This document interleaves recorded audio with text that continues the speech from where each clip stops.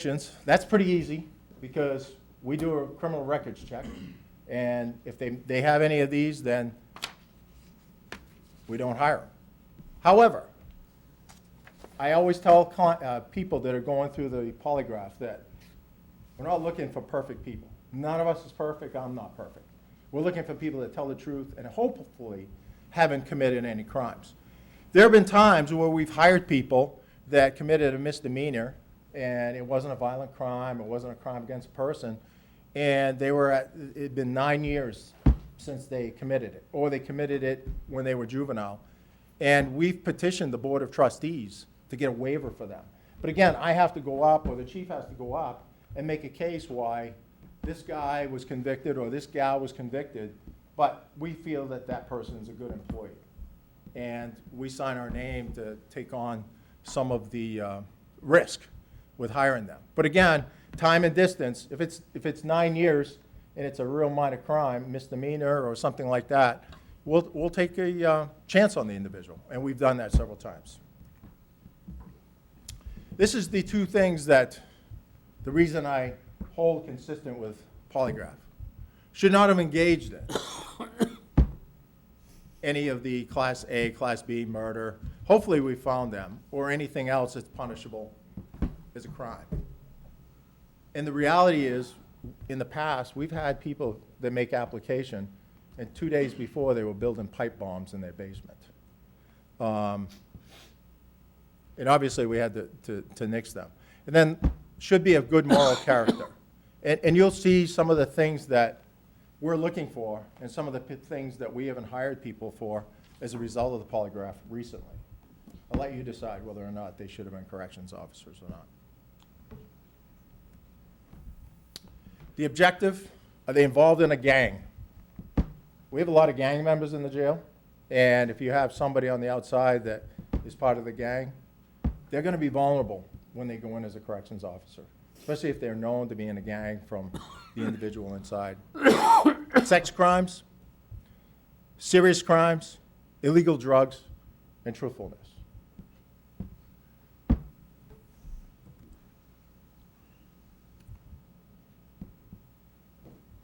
Some of the people that have been not hired as a result of a polygraph in the last year. One was participating in child pornography, whether it was viewing or whatever. That was recent. So that person made it through everything and got to the polygraph, and we found that. I'm not sure I want to defend afterwards the fact that somebody's working for us and somehow maybe he's on our computer doing child pornography or hooking up with somebody on the inside. Injecting steroids.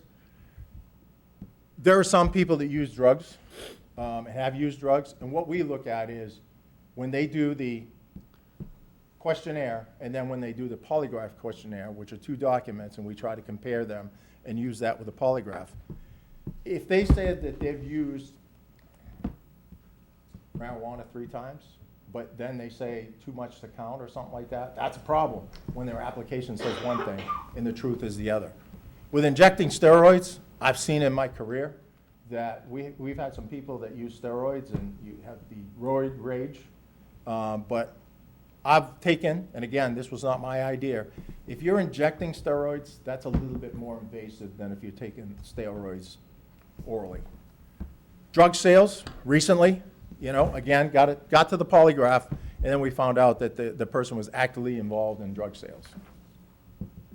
We had one individual about a year ago, looked really, really good, and came from out of state, and as I was reading the polygraph, and I generally don't read polygraphs unless they're on the cusp, an individual was engaging in prostitution, hiring prostitutes and stuff, and admitted to the fact that he tended to date women that were vulnerable to mental illness and substance use. Well, what's the jail made of but people that they've got mental illness and substance use? So we didn't hire them. Truthfulness, a lot of them just get to the point where they've said something on their application, and then when you ask it during a polygraph, it wasn't true. So if they can't make out an application truthful, What are they gonna do on reports? I mean, I just had all of the staff do giglio notices and answer a bunch of questions because the DA wants a record of people and make sure that they haven't been charged with anything, investigated for anything, or been untruthful. And I have to do that every year. Now, we don't polygraph everybody every year, but we do getting in the door. And once they're in the door, we don't know. We just hope things go well. And I can tell you on the law enforcement side, when we've tried to hire people, sometimes they've done polygraphs, they've worked for an agency, and when you do the polygraph, we haven't hired them because they're a problem lying in wait. They're doing something that I'm not taking on the risk. And quite frankly, their chief is concerned about it as well. So these are only a few examples. I polled the sheriff's offices in Maine.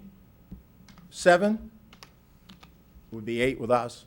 Counties in Maine follow the same hiring process that we do.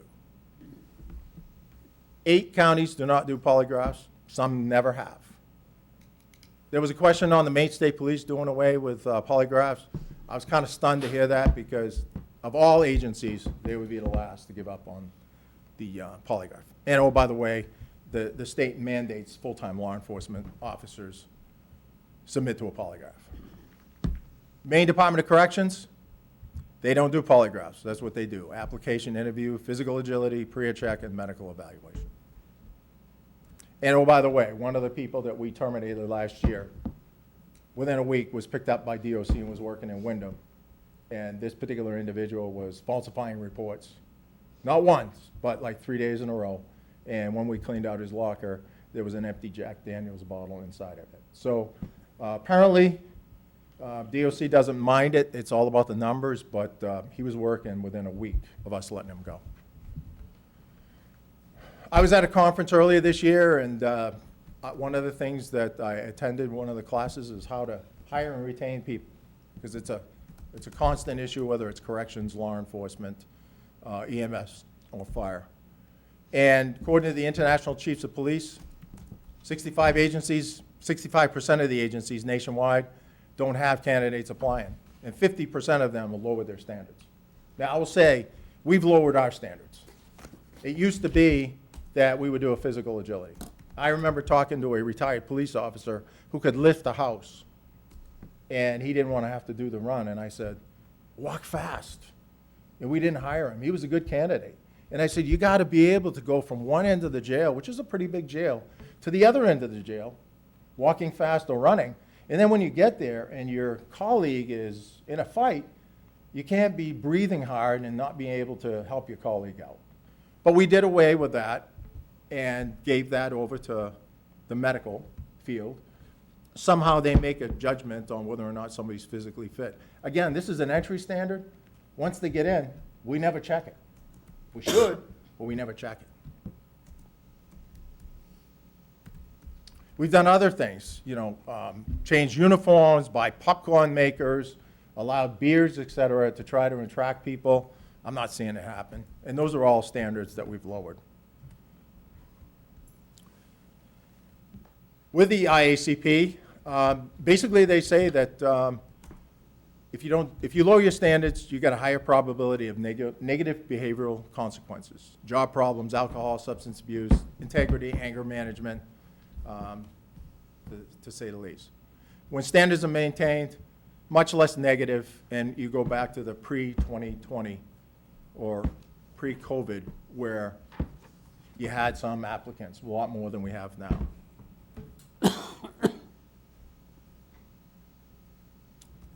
I subscribed to this guy for the last 18 years. I first heard him when I was at the National Academy.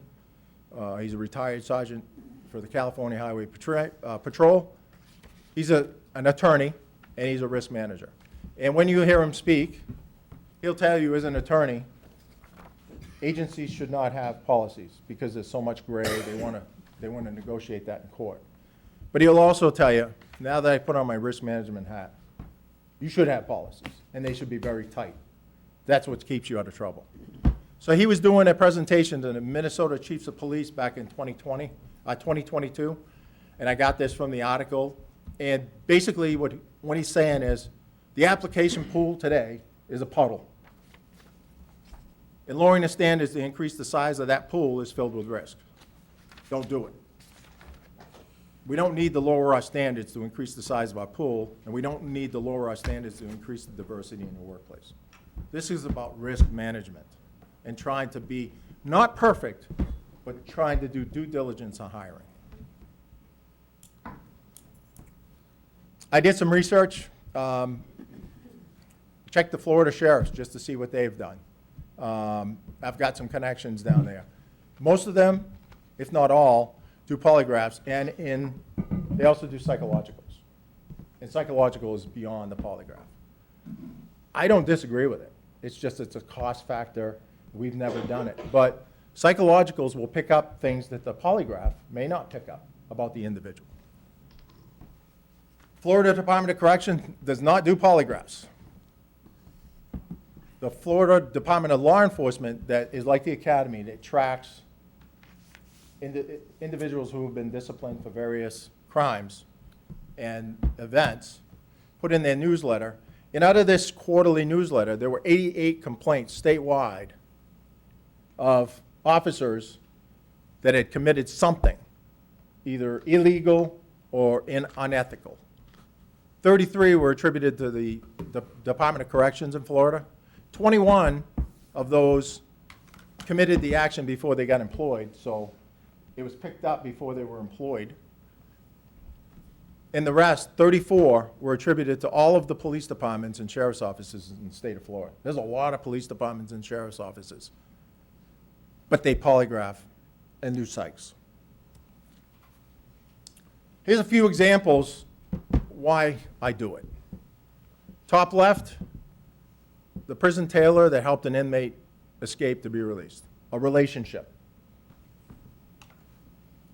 Top right, a gang inside a jail involving corrections officers. It was an eyesore for the county.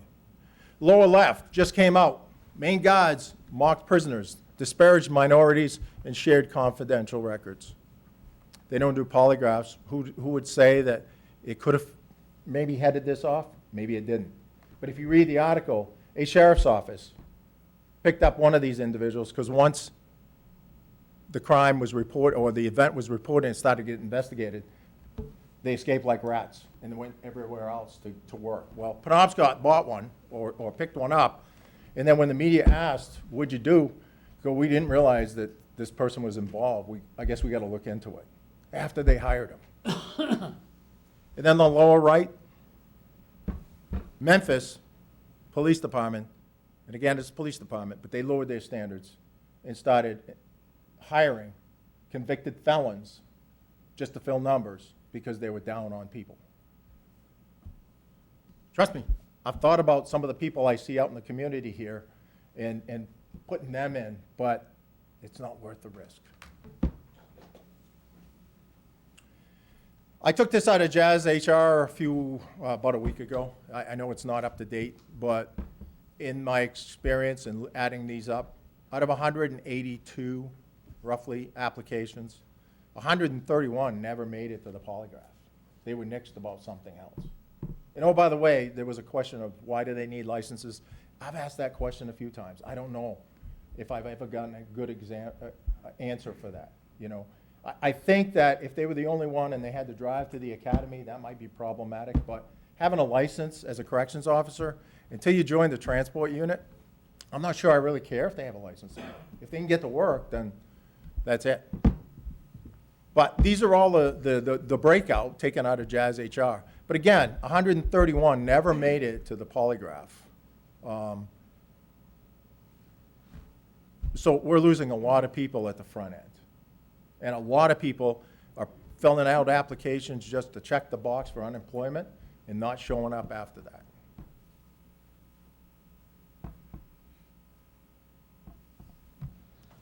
Any questions on the polygraph and the rationale of staying with it? Have you talked to your fellow sheriffs in the 8 counties that eliminated it? What were their comments? You have no comment? You didn't reach out to them at all? They tend to be smaller ones, and What about York County? there's some things in York, go on in York County that I would not emulate. That's not what I asked, Kevin. Yeah. That's right. Well, I've So- talked to him, and But he's there's doing no, away I with it. mean, my question is there a poly, I don't know, I'm asking, is there a poly there or not? No, Yeah, there no. isn't. Okay.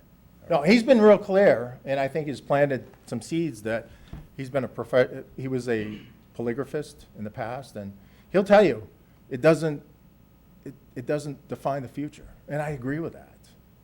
I agree with that 100%. You know, and again, try for perfection, we'll never be there. But I want to make sure that I'm not doing a press conference and answering some questions. And it wasn't too long ago, we hired a guy who we knew had some issues with substance use as a juvenile. And we hired him. He'd been off substance use for about 3 years.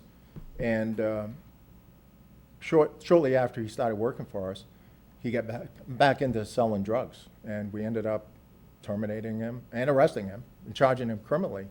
And the public was like, why'd you hire him in the first place? You knew he had a substance use disorder. Well, I mean, the chief made that decision, and he believed that, you know what, people make mistakes, let's give him a second chance. So we knew going into it that he had a problem, and we still, what did you do to prevent that? What did you do to prevent that? We do what we can. Due diligence is what we're trying to do. Jim, did you have a question? I have a question. I do. Yeah, go ahead, Go ahead, I'm Patty, sorry. first. So, polygraphs, are those done by by a person in-house? Yes. Yeah, and are they certified? Yes. And certified to give and read the polygraphs? Yes. And then, are you also certified to read a polygraph? No. I don't read the polygraph, I read the Okay, I thought you report. said you read them. Well, I read the report. So Oh, the okay. individual we have now is still going through training, but she's certified, and every exam she does is observed by a trooper who's fully certified. And I just get a report, or actually the chief gets a report. Very rarely do I look at them now. I did as a chief deputy, I don't now. And it basically says that, you know, the individual showed up, and, you know, I questioned him on these areas, and the person, you know, acted normal, got sleep last night, doesn't appear to be taking medications. And it really just, Seems pretty basic. it is. When we get it, it's very basic. Because I'm not looking at, and I don't even know if it has that now, but everybody expects the polygraph to have these little squiggle lines. It's all computerized now. I can't tell you what that all looks like. But then at the end, the polygraphist will say that the candidate told the truth. Well, if somebody admits to committing sexual assault on a family member and never got caught by the police and is never reported, that's kind of concerning, and it's going to come out there. And then we'll look at it. If it's a child, or it happened while a child and stuff, that's a little different than if it happened 5 years ago and the person was 30 and the victim is 16 or 15 or whatever. So, So you're saying the polygraph would bring that to light, not just HR or the normal process? yeah, I mean, what we're finding, when I go back to truthfulness, and I mean, the chief can speak to this, but we've had a lot of people that, they're asked that question a couple of times in the questionnaire, Yeah. and they don't divulge it, or they say no. And then when you get to the polygraph, before they even get on the polygraph, they say, yeah, I did X, Y, Z. Well, at that point, they're still giving the polygraph test because we don't know what else is in there. But at that point, they're pretty much, if somebody has committed a sexual assault, let's say, and they admit before they get on the box, is what we call them, then that's a disqualifier right out of the gate. And quite frankly, even if I thought it was good, which I don't, the academy, if I passed that through and they ever found out, I'm signing my name that this person did it. I didn't really care. So I would say that for the counties that aren't doing it, and DOC, they're running a risk. And quite frankly, if they're signing off that they've done a complete background, and I define a complete background, but at least I feel like I'm doing a good job. If they're signing their name, shame on them, because at some point, that press release is, or that press conference is not going to look good. And somebody's going to ask, what did you do to make sure this person was a good candidate? A background check. Jim? So, Are you set, Patty? Just so the person is in-house, they do this work, is that on top of their normal duties? Nope, they're specifically assigned to polygraphs. Okay, and is there a cost to this, an extra Not cost? for us. On occasion, if she's on vacation or she's backed up, we'll hire somebody, and there is a cost, $350. But $350 here versus a lawsuit here, money well spent. I'll continue later, but thanks, okay. Thank you. I'm just concerned, I'd like your comments, actually, I guess, Kevin, if you have something beyond what you've already told us about. I have to admit, I'm kind of troubled by, the kind of the urban legend or the off the top of the head kind of risk analysis. I'm used to understanding that things that are obvious to everyone in the world turn out upon scientific examination to be completely untrue. I'm looking at this process, and we haven't talked about other things yet, and who knows if we'll get to them tonight. But we have a hiring process now that runs like an impossibly long period of time. Half the people would be on Social Security before we get an evaluation of whether they're going to get a job at the sheriff's office. And it seems like the polygraph process prolongs the process and comes at the end of the process, and is, as a risk management tool, I have to say, I imagine there are people that have something in their past that they fess up to. You've talked about it, but what we're really interested in is not that, but having that available to us, how does that compare with the outcomes for places that don't do that? And is there a difference in the risk management outcomes that we need to be concerned about? Frankly, I don't know that there is, because that you cited I think you said it was a California lawyer slash administrator. It's true that lawyers would be the first to say this is an unreliable process. Obviously, polygraphs are not admissible in court for reasons that many in law enforcement think are insufficient, and which the rest of the criminal justice system thinks are quite valid objections. And what we don't know is, what are the outcomes? Is there a realistic possibility that we're going to be faced with a gang member who's on the staff when a gang member comes into the county jail? At a certain point, we either are locked into something that has proven itself to be not useful and not sufficient for our needs, or we have to start looking at some changes. So if you have more comments about that, I'd be glad to hear them, but that's my point. I appreciate the anecdotes and the possibilities and the parade of horribles, but I don't think they're convincing. Well, that's your opinion. Yes, it is. And we'll agree to disagree. Through 7 years as chief deputy, and I spoke to my predecessor because where'd you come with this? And he explained it.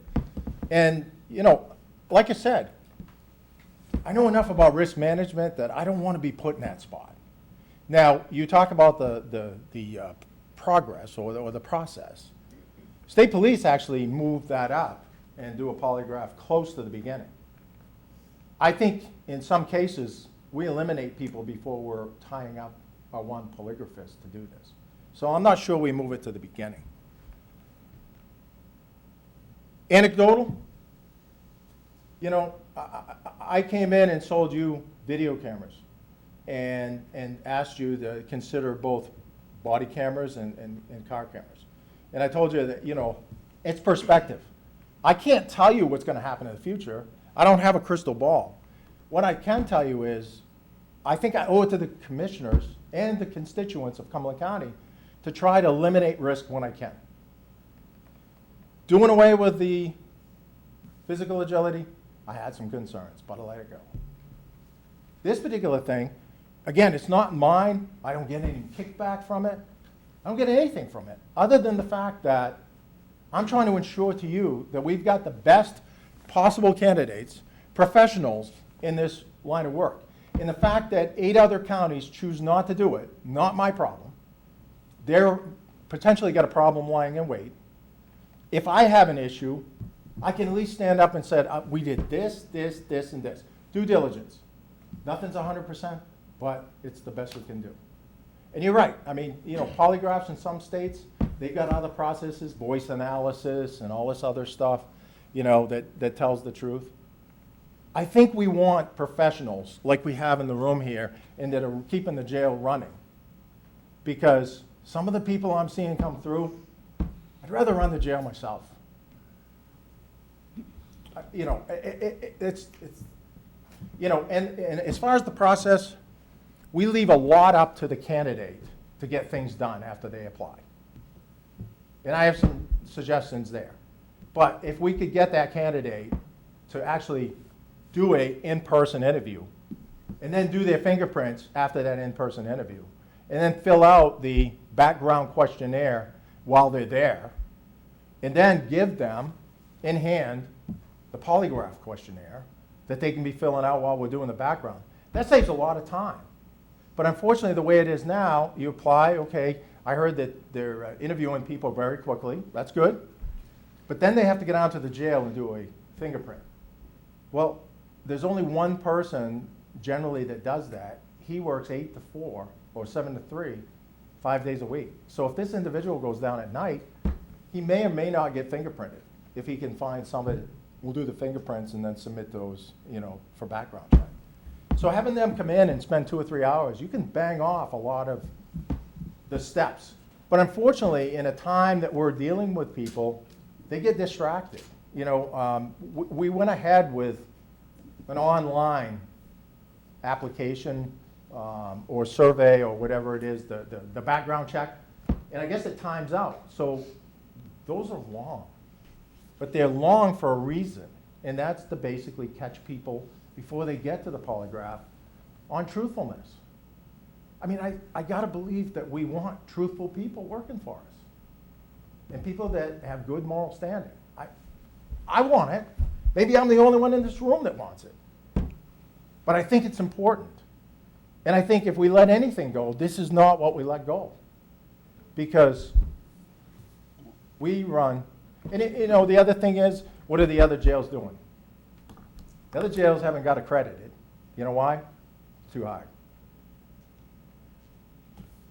You know, there's a bunch of reasons why we don't do it. Steve? Yeah, And you. Kevin, what percentage of applications fail out because of poly? On this, 5%. And be a little more subtle, what percentage of potential candidates, in other words, those who made it through the interview and so forth, fail out because of poly? Same? That was 5%. That was I mean, 5%. you know, we lose a lot because of not a fit. I'm not sure what that is, but I'm Yeah. guessing it's during the interview. We lose a lot because they file an application and don't get back. We lose a lot because they don't turn the necessary paperwork in. We lose a few people because of license. And again, that's a head scratcher. I don't understand that. We lose some for high school education. And quite frankly, 5 years ago, you know, college education was recommended, but we did away with that. It wasn't long ago that we didn't hire anyone unless they were 21. We lowered that to 18 because we felt, you know, if you're able to defend your country, you ought to be able to work in the jail. See a lot more worse things in war than you will in the jail. You know, so we've lowered a lot of that stuff. There's another one not able to get a work permit. I mean, I'm not sure what that's all about and stuff. So I mean, there's a lot of miscellaneous type things too that are cutting people out. But you know, I only ask a question. You know, it's one of those things where, you know, would I like to see GED and high school education? Yes, but there's some good people out there that, you know, quite frankly, if they quit school in 5th grade, that's a little different than if something happened in their family and they quit school 6 months before they graduated because they had to take care of their family. I think there's a little bit of difference, but because they don't have that, they get nixed on that as well. So, I mean, there's a lot of things, in fact, at play.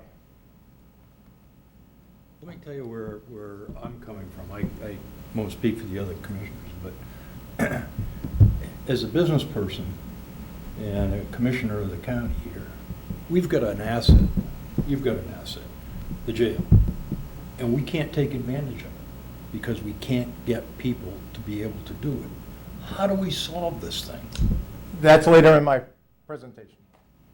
I got some ideas, but again, I don't know that we solve it because it takes a team, you know, and every plan I come up with, when I was thinking about this, every plan I come up with, if one party doesn't agree with it, it's in the trash. Kevin, you're not suggesting that we're not working as a team? No, no, no, no, no, what I'm Okay. saying is this, in order to fulfill my plan, you negotiate with the CBAs or the unions, right? I can come up with the greatest plan, but if they don't want to do it, or you can't do it, or another union who has to be brought in does it, my plan is out the, I can't just move people around nilly-willy. So when I was looking at my plan, and I'll get into it, I have some ideas, but I've met with some staff, and of course, I'm gonna hear the negative part. Well, if you do that, you lose more people. It's like, okay. And again, that requires an MOU or an MOA with the county and the unions and stuff. It's frustrating. And you're right, I mean, we can't fill it because I don't believe we're attractive enough. Say more, I don't understand that. Can I go on? Or- Well, Yeah, that's okay. Yeah, I mean, we've got a lot of things in play here. I think, you know, we could focus on one thing like the polygraph, but we can then focus on the larger issue of how long it takes someone to actually get through and maybe even end in the pipeline to being hired. That's another big picture issue that we can pick apart. But I guess what I think I had some initial questions about the polygraph, but obviously it's all wrapped into the whole hiring process. Where are we going? Do we have a plan for right now of how to address the kind of the crisis moment that we're in around not having enough folks to adequately run, safely run this asset? Well, first of all, there's no blame here. I mean, I'm just looking for facts. No, it is the process, right? And I'm not a fisherman, but once you get the fish on the hook, you want to, you know, not let them go. So I know that we've sped up the interviews, but then they have to, if they pass, they have to get their fingerprints done. I'm suggesting that you have in-person interviews, get them in. Once you interview them, take them out and do the fingerprints while you got a captive audience. And then have them come into a room, give them a pen and paper, and have them start doing the background paperwork, which is daunting. And then when they leave, Yeah, give them yeah. the polygraph, which is really going to come after the background, but they can be filling it out. Because the minute you tell them, go do your fingerprints, you're leaving them to get distracted, something to come up and stuff. That's why I say you can do that part. We've worked to try to encapsulate. The polygraph is not the thing holding people up. It's the individual. Because we got people that are distracted. Yeah, you mentioned daunting, right? You even used the word daunting. So like when we're trying to hire someone, we want it to be hopefully not a daunting process, but an efficient process and a clear-cut process and something that isn't going to dissuade someone. They look at a 10-page application and go, former spouse. Okay, what does that have to do with the essential job duties? And, you know, I'm a private business person. I happen to know a little bit about HR from time to time, and what I know is that it is a puddle out there, right, for recruitment. So if it's a puddle, let's go online and find a bigger puddle. Mm-hmm. I feel like we need to think about creative ways, condensing the whole process through either outsourcing background checks, all sorts of different things that I feel like we need to respond to where we are and not just continue to push the can down the road like, oh, we'll work on the process, but we didn't get here yesterday, I don't think. So what have we been doing? Have we had more progressive processes and different ways to do it and less daunting type of scenario so that people are excited or even think, hey, this could be a cool job? You know, there's a lot of different ways to go out there and find folks these days. I'm not sure we're looking at it from an HR, a true HR perspective of how do you recruit talent? Where do you find that talent? Where do you look for them? I haven't seen anything like that, but I know I'm new, so maybe it's out there, I just haven't found it yet, but I'm not sure what the active strategies are. What are we actively doing to change the trend? So I know I'm asking lots of questions, but I guess I just want to make sure that we, I don't know, think outside the box. So to answer your question, I think getting them on the hook and not letting them go at the front end is very helpful. So You know, that's where HR comes in, they're you just know. masters But at again, that. They're you know, masters at that. You know, I've looked at, okay, do we really have to give them the background paperwork and then the polygraph? And can we roll it into one? But the polygraph one is done by the state, you know, so I can't change that. The state changes that. The background, I'm told, kind of interrelates with the other. Right, that's you what I know. mean, it's all, So when you answer one, we know that if you answer something and let's say you did something, and there's a period of time, and then you answer it again, ask a different question, but the same type of I thing, understand, you're gonna yeah, I get understand the premise of what's So that's- happening. that's I why get it's that. daunting. Yeah, well, okay, so. that. In the So if background, if neither was there, if the questionnaire was shorter and we didn't have a polygraph, it would be super short. well, yeah. Is that what I if we- understand? If we had people and checked the pulse and that was good enough, I but, didn't say that. no, but, I mean, that's where we're at, you know, quite frankly. That's where I think York is, and I've told him that, you know. But that's just not. I mean, I don't want to hog up more time, I'm sure other people have No, really great no, this is questions. important dialogue. Sue, do you have any questions? Well, to follow up on with the condensed version, could we go with a smaller 3 to 5 page, as information sheet instead of that, 40 pages is it? Is that the, 42 the pages. background thing? Yeah. Yeah, the personal history. I'm told no. That's Who crazy. told you that? That's crazy. The chief and other people that work on it, Yeah, because well, it's, Because it's what we've done in the past, no, right? it runs into the polygraph questionnaire, which then asks the question a different way, so that we can nix them. If we were paying $350 a whack, we'd want to nix them before they actually even go to the polygraph. So, he's done his research on it, and the questionnaire is all separate, but it relates to the polygraph. And you can't, I asked, if we're doing one, let's just roll it all into one, but there's a psychology about it that doesn't allow you to do that. So- I will just say from working with different cohorts, again, I'm going to use my HR background, I apologize, or maybe I don't apologize. No, As an HR contemporary right now, there's a lot of different cohorts. Of course, we have a huge group of people who are retiring. They're over 60, whatever, they might be retiring early at 55. So we're losing a ton of history, a ton of institutional knowledge. We're looking for the younger generations to fill the ranks, which we know already is difficult. Their sense of attention span is very different than maybe ours. We did not grow up with a computer, but they all have. So they're like used to, let's go. And if it's something is 5 pages, it's much better than if it's 15 pages.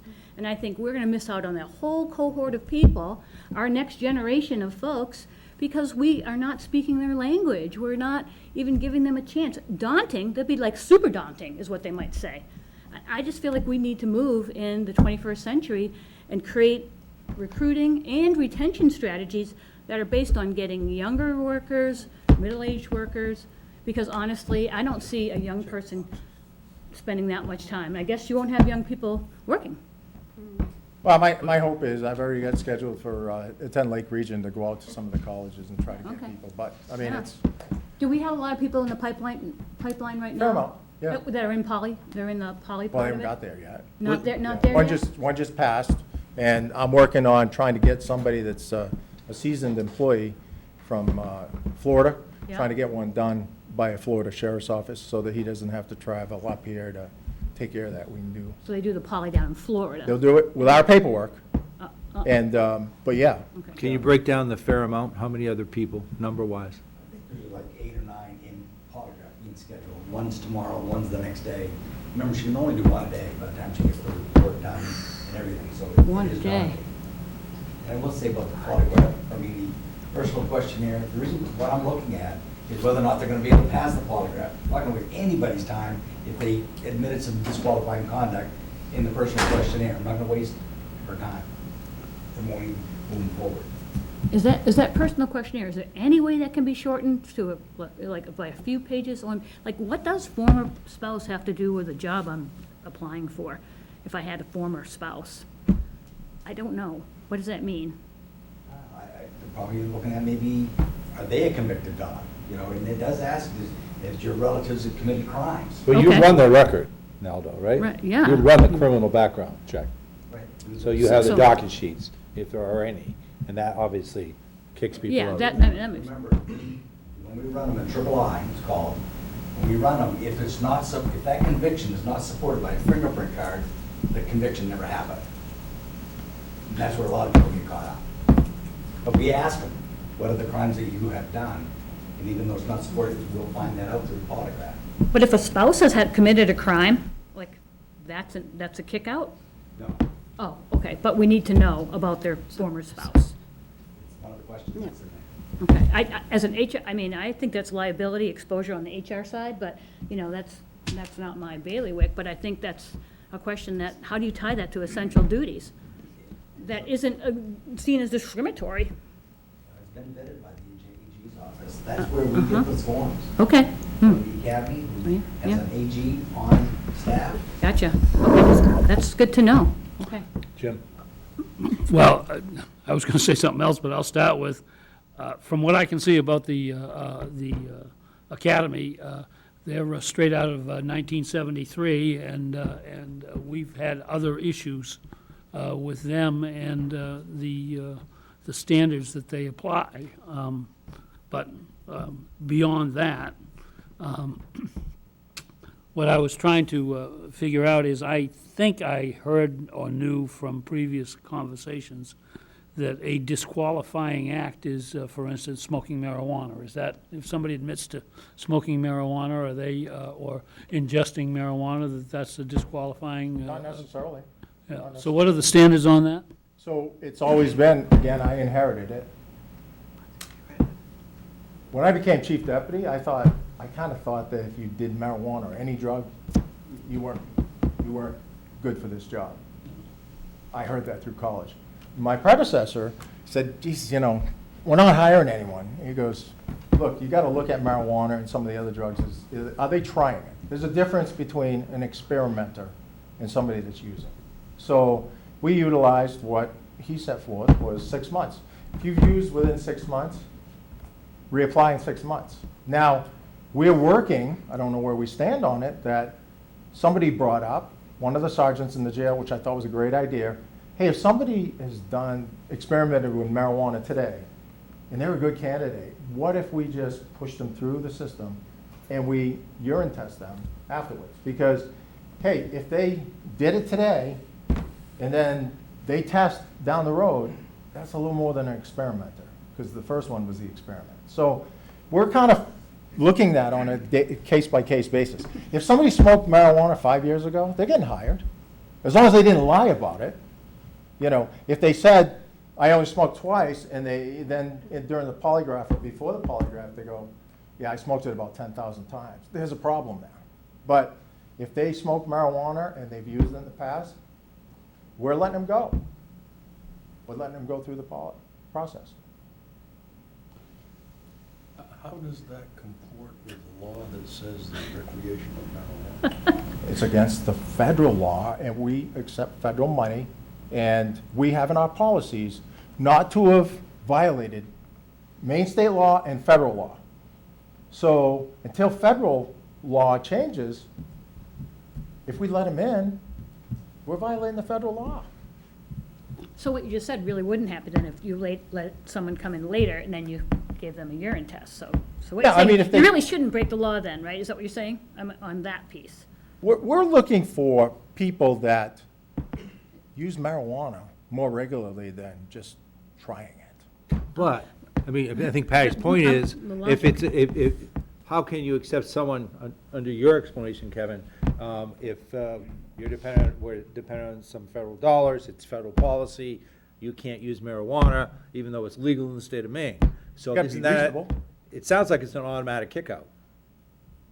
No, it isn't. It's on the, how much they've used. Have and we whether or actually not they- hired someone in the last year who said, I'm a recreational use?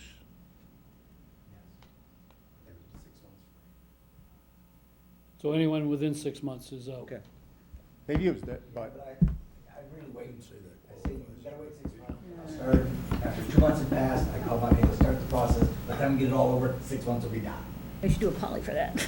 I mean, the reality is, we're not hiring, we're hiring people that if they get charged with OUI, they're on the front page of the paper for a week. If they're involved in a domestic violence, they're on the front page. We're not hiring people that work in other places where, you qualify, you're in. The public has an expectation. And I'll tell you, 2020 became real clear to me, both at the legislature and down here, that we need to clean up our act, because we were taking hits on things that were happening in Minnesota. And I'll tell you, those were terrible things. And I was involved in a law that basically said, hey, if I know something about a police officer, I want to be able to tell and not get sued, because the only way we're going to clean our act up is if we start by being professional and only letting those people in that should be in this profession. If that's wrong, then I crucify me. But I am trying to make sure that we get the right people in here, so we're not embarrassed. Well, I gotta say, I don't think I'm sorry. Go ahead. Go ahead. Let me ask a question here. Let's get back. You indicated that about 5% of the people that were coming in failed out because of polygraph. And what percent coming in because of marijuana fails out? That's part of that 5%. That's part of that 5%. If only 5% are failing out because of this, why is 95% not filling our quota? Why are we in crisis, right? Because we can't hire people. Not filling out the forms. 34% don't respond to a request for interview. That's a lot. 4% driver's license. Whoa, wait a minute. You're talking about people that are coming through the door. I'm talking about candidates. These aren't candidates. This is from the HR's numbers on Jazz HR. This is where I'm getting this. What's that little brown one over, that This big one? one? No, that big one. Big one? Yeah, That's failure to return pre-employment materials. yeah, so that's that big, that longer thing that Yeah. goes with the poly. They get on there and they take a break, because again, Right. our It's polygrapher timed says out. that there's a, when you do the polygraph questionnaire, Yeah. that should be not done with me looking over their shoulder. They need to be able to relax and get, so they take it home, they start working on it, they go to the bathroom, grab a drink of water, it times out, they gotta stop. You can get a better program that it won't time out. I mean, they make things like that where you can Oh, I think it's the same thing. stay on. But I mean, but even if you take that big chunk and the other big chunk, that's 20%. If we were able to eliminate that, that would be a couple weeks in the process. Am I right or am I wrong? I mean, it would be percentage-wise, it would not, maybe not weeks in the process, but we'd have more people. I'm gonna stay in my going further lane, along. but if, again, if I do an interview and have them come down, and then once they're done the interview, say, here you go, I need you to fill this out, and we're gonna go down and get your fingerprint. You're getting 2 or 3 steps done ahead of time, that you're kind of leaving them up to, well, you need to go get a fingerprint. And then when that's done, we're gonna mail you out a questionnaire, and then you gotta do that, and then you mail it back to us, and then we do a background. Trust me, the background, I wouldn't hire on the background we do because of the fact that, much like we do in Cumberland County, we only say, yeah, they worked here, and we might say we wouldn't hire them, or we'd hire them, if you can get them to call back. So again, I don't put a lot of weight on the background check because I know what it looks like, and a lot of people are not calling back because they don't want to get involved. All right. So, There's probably a lot of different entities that do background checks, so who knows? But I guess my point was too, not even like bringing them in to do all that stuff. I'm saying if I'm agreeing with you that there's a puddle of people out there, there's not many people, I'm saying we need to change the ways we do things, and it'll have to be online. You have more people online, you have forms online, you have stuff that's not timed out when you're online. Use technology to help you capture more people, potentially, in terms of attracting more people. And yes, I know it has to, they eventually need to come to work, you see their face, but I just feel like there's a lot of ways that are just not being pursued. Recognizing where we are with people retiring, people leaving, like not retaining people just start leaving for I'm not sure what reason, and then we can't find people. So it's like a triple threat right now, and that's what I think has me most concerned, is that we've got not just one thing that we need to work on fixing together or figure out. We've got multiple things that are giving the same really tough outcome in terms of what it looks like day to day. Because we on all three levels, attracting, retaining. I don't. Sure, I think some of your slides that you're gonna get into is gonna answer some of these questions too. Kind of Answering. bring it up again. I'm sorry. Before we do that, Jim, follow up. Well, I'm looking at the, I don't know what that color that is, mauve or something. It's not mauve, it's teal. The 34%, is that what that number is, that never returned them? Yeah. I mean, I'm willing to believe that that is nothing but people that gotta apply for 3 jobs every week in order to keep their unemployment, and they just say, oh, yeah, Cumberland County Sheriff's Office. And I told them I, committed 3 felonies last week, and they decided they weren't interested. Whatever. But it does seem to me like we got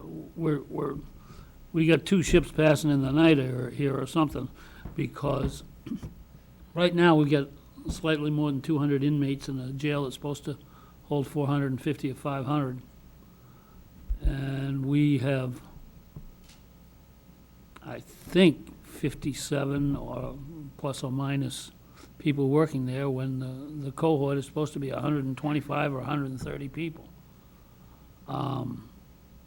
We're past the crisis point.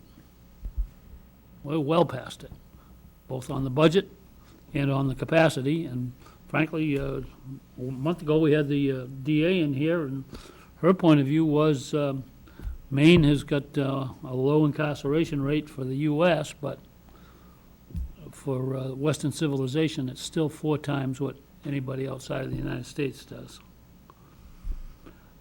I have to admit, I don't have a solution, but I'm not hearing one that I think makes any sense either. At some point, Mr. Chairman, if there's more to this presentation about those factors, I think that also is something we need to hear tonight and appreciate the full parameters of. The other thing I don't hear is, all of these issues. It's crazy for the commissioners to be talking about this stuff, because other than Commissioner Smith, who I'm glad to hear has got some HR experience, we need some expert opinion about this, I think.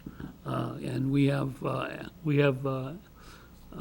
experts at HR in the probably in the room, but certainly in the group that works here. So, and I'd love to hear what the communication and the collaboration has been, and whether there are obstacles, roadblocks, progress, whatever there is there too. But my concern is that we're pretending that we're okay, and we are not anywhere near okay. And that's my opinion. And this is the procedural thing, it's just a comment, but I think we've raised this issue before. At the end of the day, hiring people and setting standards is a province of the HR department. And if there's too much inertia coming from one department against the other, that doesn't work. So if this is a hiring issue, and it is a hiring issue, why shouldn't HR be doing all of it? With the guidance of the sheriff's office, working as a team, but HR, it's HR's job. At the end of the day, it's HR's job to find employees, hire them, right? So I think that they do, and the chief is involved with HR on a daily basis. The chief delivered paperwork to Poland last night.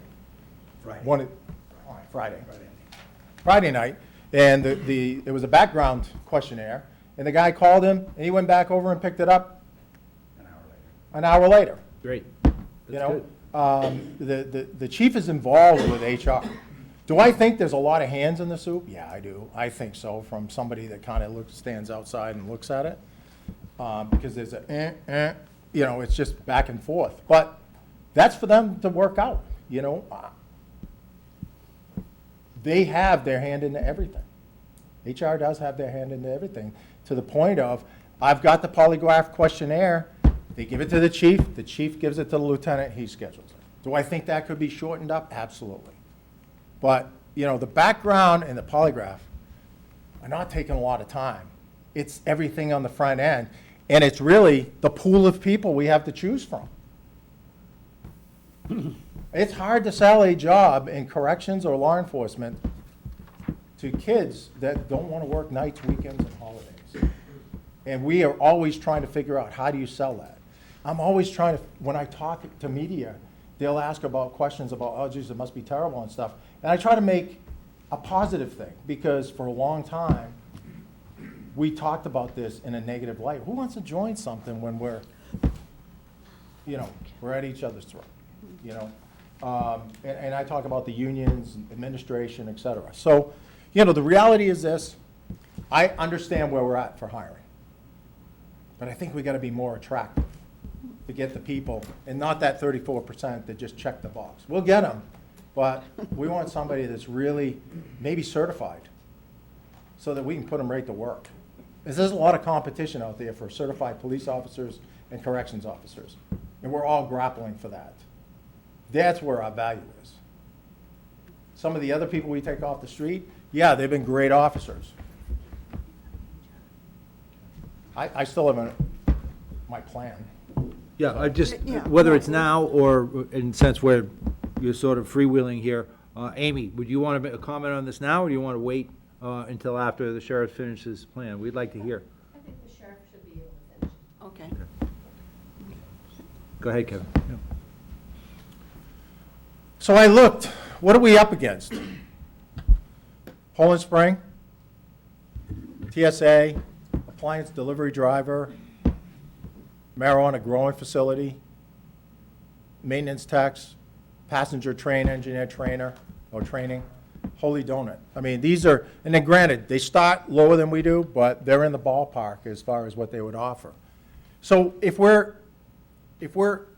competing with those jobs, a corrections officer job is very difficult to do. It takes a special person. Not everyone can do it. So, you know, you've got to have somebody that really wants to be a corrections officer or wants to get into law enforcement. And I would say, it used to be they would get into corrections first so they could step into law enforcement. Now there's so many law enforcement jobs out there, they're going right for the law enforcement and passing corrections. So that's what we're up against. Recently, there was a guy that applied for law enforcement, and he had some things in his polygraph that was, you know, probably not the best candidate. He wasn't trained. So we tried to encourage him to take a job in corrections. He came in and met with the chief, and he told us that he's working at a local hospital, making $25 an hour, $6 night shift differential, and $3 weekend stipend. Is that $6 an hour? That's what he told the chief. Yeah. So he hasn't called the chief back. I guess he's not interested, you know. That's what we're up against. But apples to oranges, Kevin, because our benefit package is you know, is very, very good. I agree. And we But- just gave a 25% raise in the last calendar year. And we're trying to tell people, but a young kid coming out who's on his mother's 20s, you know, on his insurance until he's 26, it's hard to sell him on, the insurance is great. You know, when we hire from the public sector, people come in and go, man, you know, this is a raise. So I'm not, it's just trying to sell that. Try to sell retirement to a 23-year-old. They're not looking at that, you know. So, you know, you just passed a great retirement thing for the Teamsters. But for the average person, they're not looking at that. I mean, I remember when I was 23, I almost didn't sign up for retirement because it just wasn't in my realm. and I had a lot of other things I had to pay for.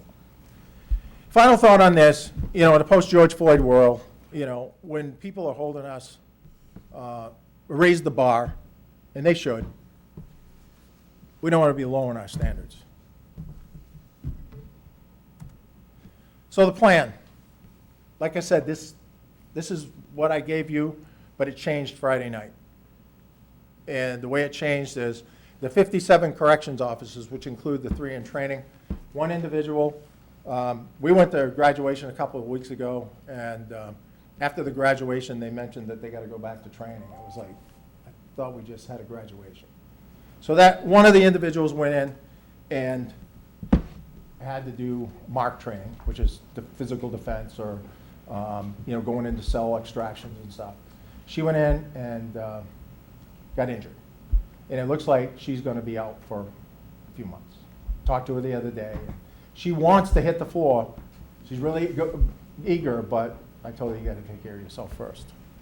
Also, shortly after that, I got an email that one of our newer employees that I had the luxury of working with Monday night got injured outside of the jail, and he's going to be out for a few months. You can't, when you do a plan, it just blows up in your face.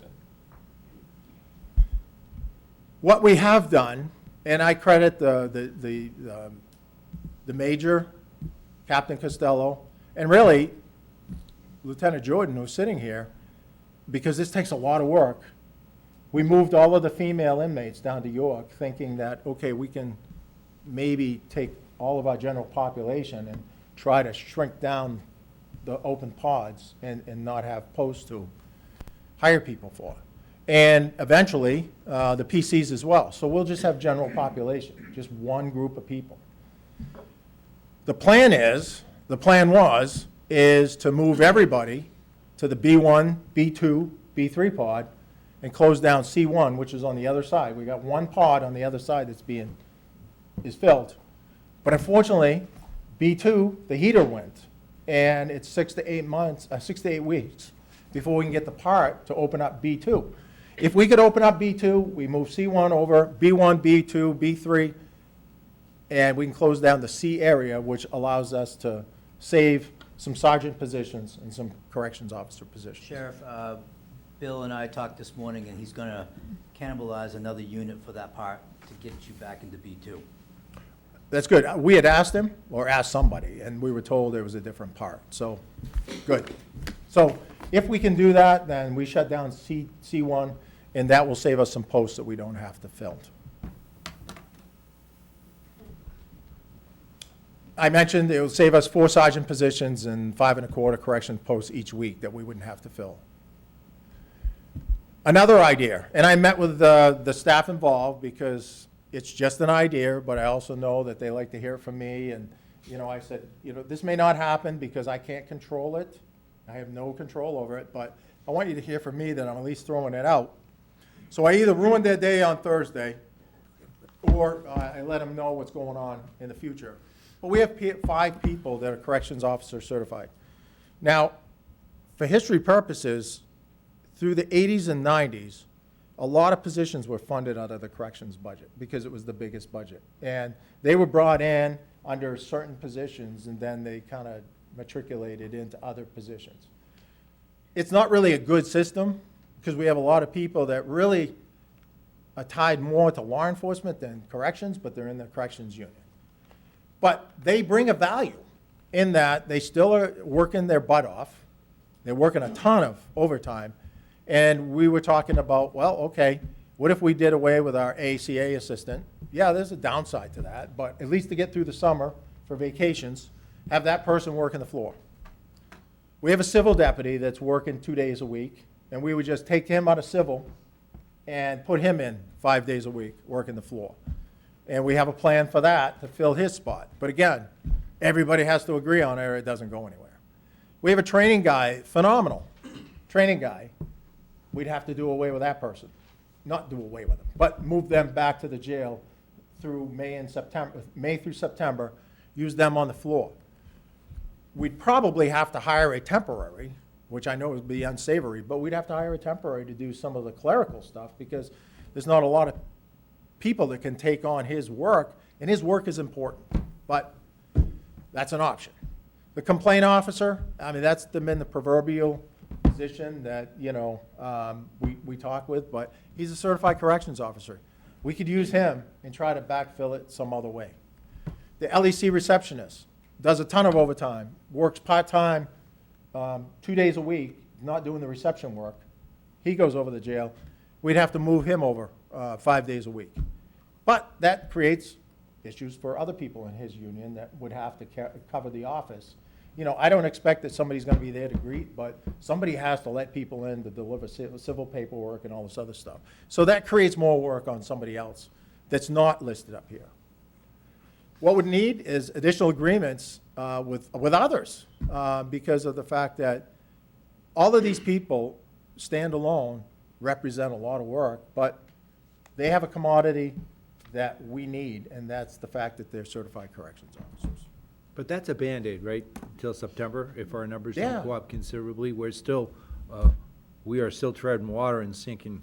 Yeah, but I mean, you asked for a plan, and Yeah, no, I'm You know. not criticizing the plan, Kevin. I'm just, speaking the obvious. I think And, that's, and quite frankly, I met with one individual, and he told me, if you do this, some people have a good shift, and if you do this, they'll probably leave, and that makes things worse, you Yeah. know? Back get when it. we had some people, I'm not a fan of 12 hours, but I threw that out. It was like, well, some people, they come over and say, if you do 12 hours, I'm out the door. They're great people. So I thought, well, okay, we don't do 12 hours. I mean, And I realize this might put a burden on the managerial staff. But what about hybriding the shifts? Working some people 12s that want to work 12s and working some 8s that want to make 8 and put those together. Now, that's going to take a scheduling problem, but you can figure it out. the major has been really good about doing this, and I want to say that the union threw something out when I was meeting with these 5 people. I just let them know, if you hear rumors, I want you to hear from me first. It may happen, may not happen, but at least you heard it. And the union had some ideas. I'm visual, so they were talking about this. I said, we'll put it on paper. So we're open to that. We're open to that. Because essentially what you're beginning to do is to address quality of life, which is an underlying issue. Well, I even told the union, and it's not a popular thing with somebody that's got 20 years in, but I've often thought, if we blow the schedule up and redeploy people and give them half the weekend off, that would be, in my mind, good. But I know there's some people that have put in 20 years, and they got the weekend off, and they're gonna, go kicking and screaming. I will say, to credit of the Teamsters, law enforcement, they came to us about 1.5 years ago and said, hey, what are your thoughts on lining it up so people have either a Saturday or Sunday off? And they came up with a schedule. I said, well, let's try it. We did a temporary MOU. It didn't really work for administration, but it worked for them. And they were happy about it, and we started getting people from other agencies. Supposedly because of that, I don't know. Not my idea, it was theirs. But it's now, that's gospel, Everybody either has a Saturday or a Sunday off. If they overlap on Wednesdays, I'd rather have the overlap on a Saturday when it's busy, but it can't work out that way. So, I've often thrown out to the union, can you do that or will you do that? But again, easier said than done. I can say it, but they have to answer to their constituents as well, so. Other things that were thrown out, an MOU with, to allow corrections certified people from other unions to work overtime in the jail. I've had a couple of people in law enforcement, and granted, we've had a couple of, one retirement and one guy taking another job.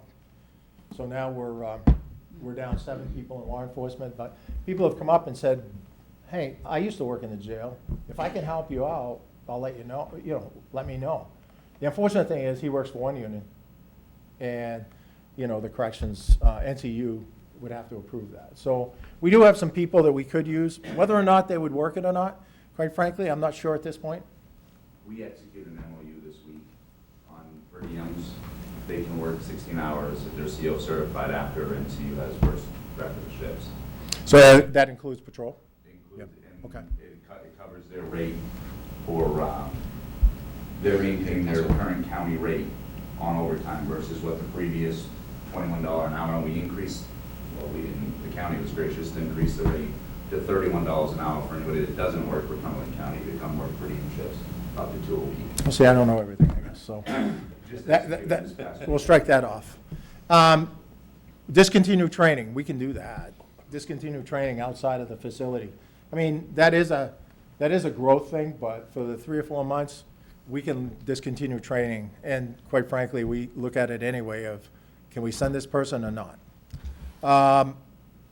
MOU to allow patrol deputies to do auxiliary transport services. Again, this was kind of conceived a little bit before I knew I was getting a retirement today and a resignation last Friday. But there might be some room there. Because the transport guys and gals, the courts, medical, we run them ragged, so maybe they could help there. I think, the union mentioned this, and I don't disagree. Aggressively attract certified corrections officers with incentives. If there was a way that we can pull, it's law enforcement, but there's some police departments offering incentives. It's a cutthroat business. Whether or not they're successful or not, I don't know. But they're in areas where they've got fairly affordable living, and there's places where they can buy a house. Cumberland County, it's tough to get a rent or a house, and even if you can afford it, So, like the chief was saying the other day, if he gets an application from somebody who's already residing in Cumberland County, and they're really wanting to go through the process, that's a win, because we don't have to tell them about finding housing in Cumberland County. Hang with me, I've got maybe 4 slides. The question was asked, when do we change, or when do we get to a point where we can't run the jail safely? The major is said if we lose 26 more corrections officers positions without replacing them, we would have to move to a 72-hour facility, which basically is medical, special housing, APOD, intake, and transport.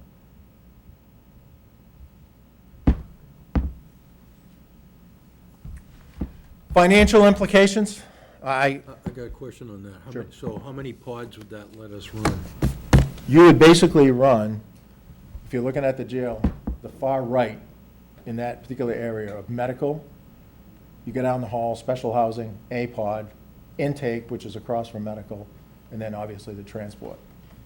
So basically, 2/3 of the jail would be shut down. We have other problems if we get down that, Yeah. if we get to that point, so.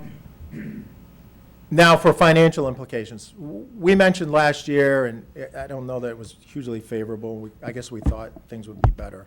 But we had been planning, going into this next budget, of saying, hey, we've got 70-some-odd positions. Why are we carrying them? We know we're not going to fill them. And we can always reset if things turn around. So we would recommend eliminating 26 positions. Some of them are assigned to the community corrections, 10 or 11 of those. And then some are education and some other positions that we're not using anymore. Yeah. So that gets us an estimated, based on 80,000, I think, the package is 2.1. And then we have a full medical, and quite frankly, that medical is built on up to 500 inmates. And quite frankly, we need to cut there too. So as a first stab, we looked at 3 licensed practical nurse positions, which aren't filled right now anyway, which would get us about 240,000. So are those all vacant positions? They're vacant, yeah. All of them, the 26 and the Yep. and the 3? Yep. The marshals. They want to come in, I'm told, really quickly, because this didn't work out with putting people throughout the state. But, as I told you before, they came in after a couple of our hangings where they're inmates, and they were explainable. all about communication between us and them.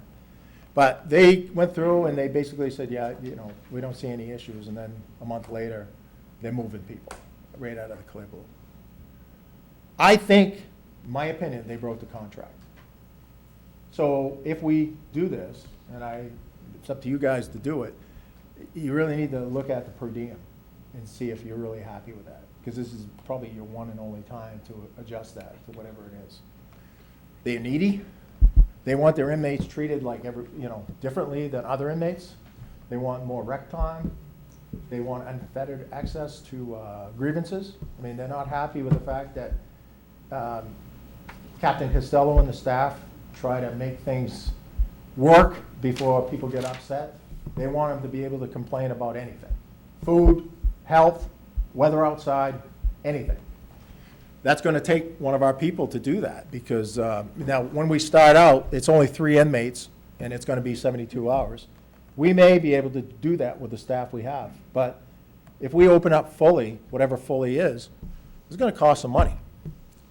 COVID testing. Can I ask you, what's the nature of the recreational activity they're looking for? So, Major, you want to talk about that? So basically, they want additional time out of the cell.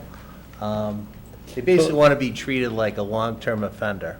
Your jail population is short-term. They used to having the expectation of long-term offenders like a prison or a penitentiary. They used to having a unit management. They used to having a caseworker that is assigned to this group and does check with them on a daily basis.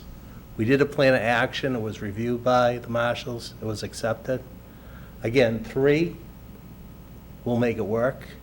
They're supposed to be here, I believe, in 2 weeks to do on-site on the processes that we've changed. And they'll do another review in September and possibly look to increase that number. But again, once we get to a double-digit number, we're talking about additional staff that are going to have to help out.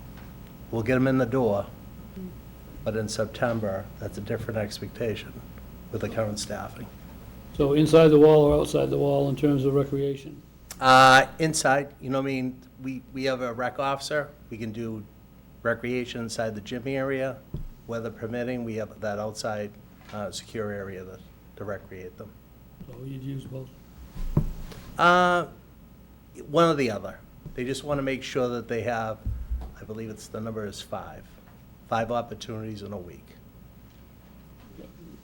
Okay, good to know. I guess my comment to your concern is, if they have a desire of what they want, price it out. Don't cut it short, price it out. So they're either gonna pay for the service. So basically, I did an estimate based on the current MLU that we have and the time frame. The federal detention rate has exceeded 26% in that time frame. So if I was going to make a recommendation to the commissioners, it should be at least 26% on your current rate. The only other cost that I see that will be something that needs to be considered is the COVID testing. I mean, we probably could get it tested at York County for $55, but if we don't have that agreement, or if that isn't an option, you're talking over $100 between transporting and testing and supplies. Can't be done by the nursing service we have? They can take the sample, but they can't do the testing. Right now, we have an agreement with York County for staff close contacts. They have a lab at there for EMA. So that's not the same test that you get at Walmart, huh?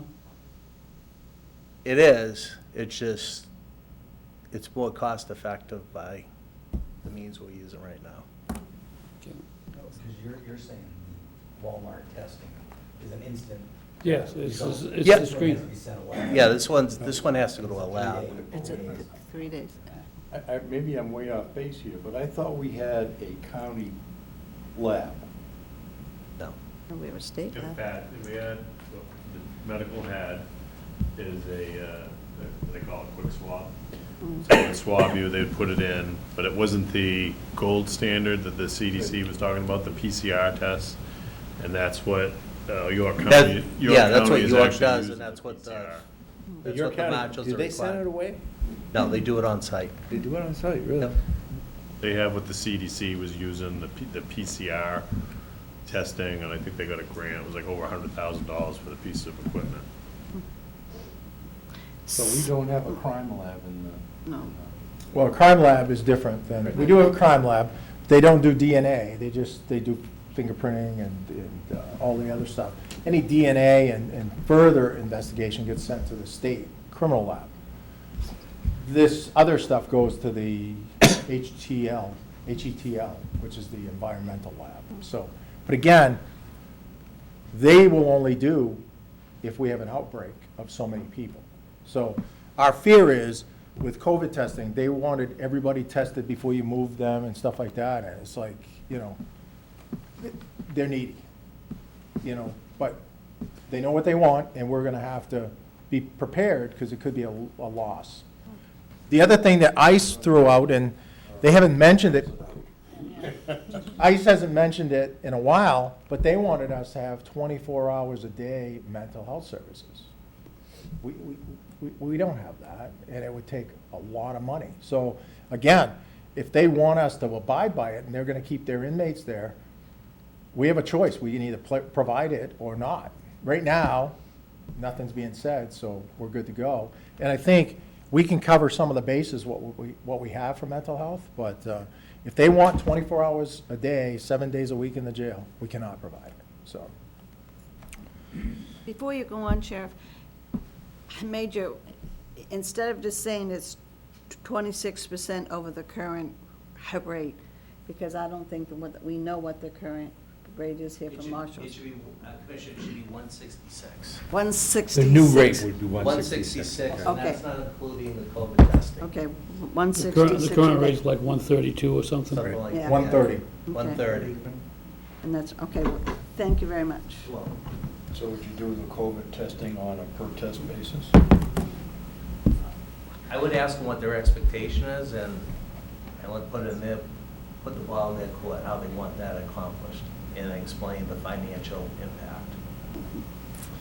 I think the other thing to throw out is we've had a lot of medical details in the hospitals, and they require 2 people to sit on their inmates, whereas the regular inmates, we put 1 person on.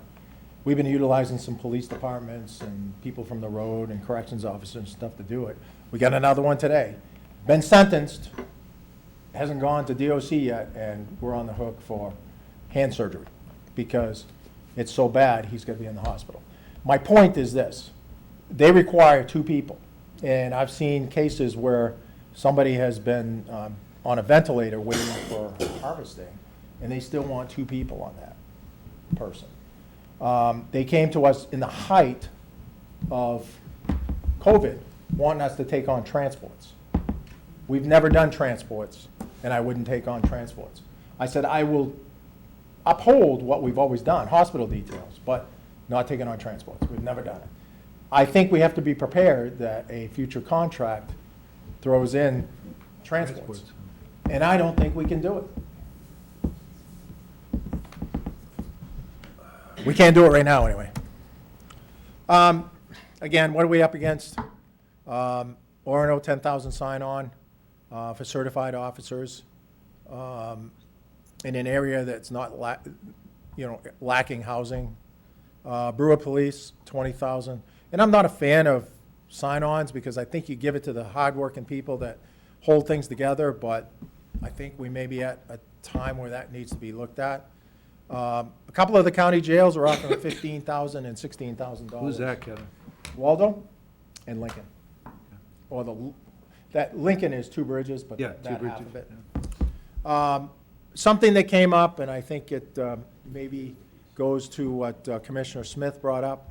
I read an article the other day, Bexar County Sheriff's Office in Texas has this thing called Interview Now software, and it's all about texting, and the recruiter actually texts back and forth and guides them through every step of the way. Again, I don't know what it costs, but apparently they're saying that they filled a bunch of spots by using this software. So I guess anything is up We have there. that now. That's You what do? our Okay. system. Well, there you go, strike that one then, too. And again, this is the slide over again, that's what we're competing against. And that's just a quick look at, one of the hiring sites, so. You're not even mentioning the free donuts if you work at Holy Donut either. That's the benefit. That's a benefit. It's number I one don't think they do benefit. college tuition, though, or for professional Yeah, I know, development. it's I hard to don't. match our benefits, right? Questions for the sheriff? Well, I just would beg with to differ. I think that we are at the crisis mode.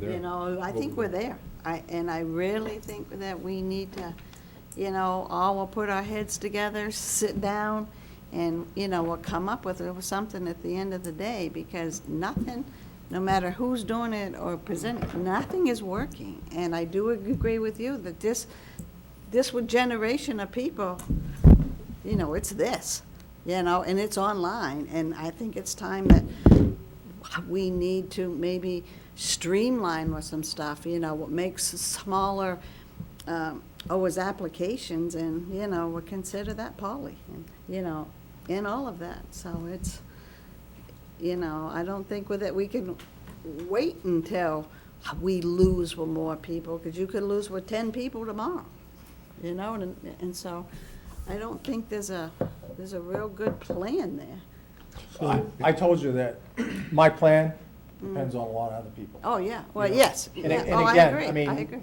I do this, I take a chance on screwing things up even more, I'm not lost on that, Yeah. Oh, yeah. I think we gotta get committed people that wanna get into the system. And it would be nice to get some certified people to kinda, 5 or 6 to jolt them.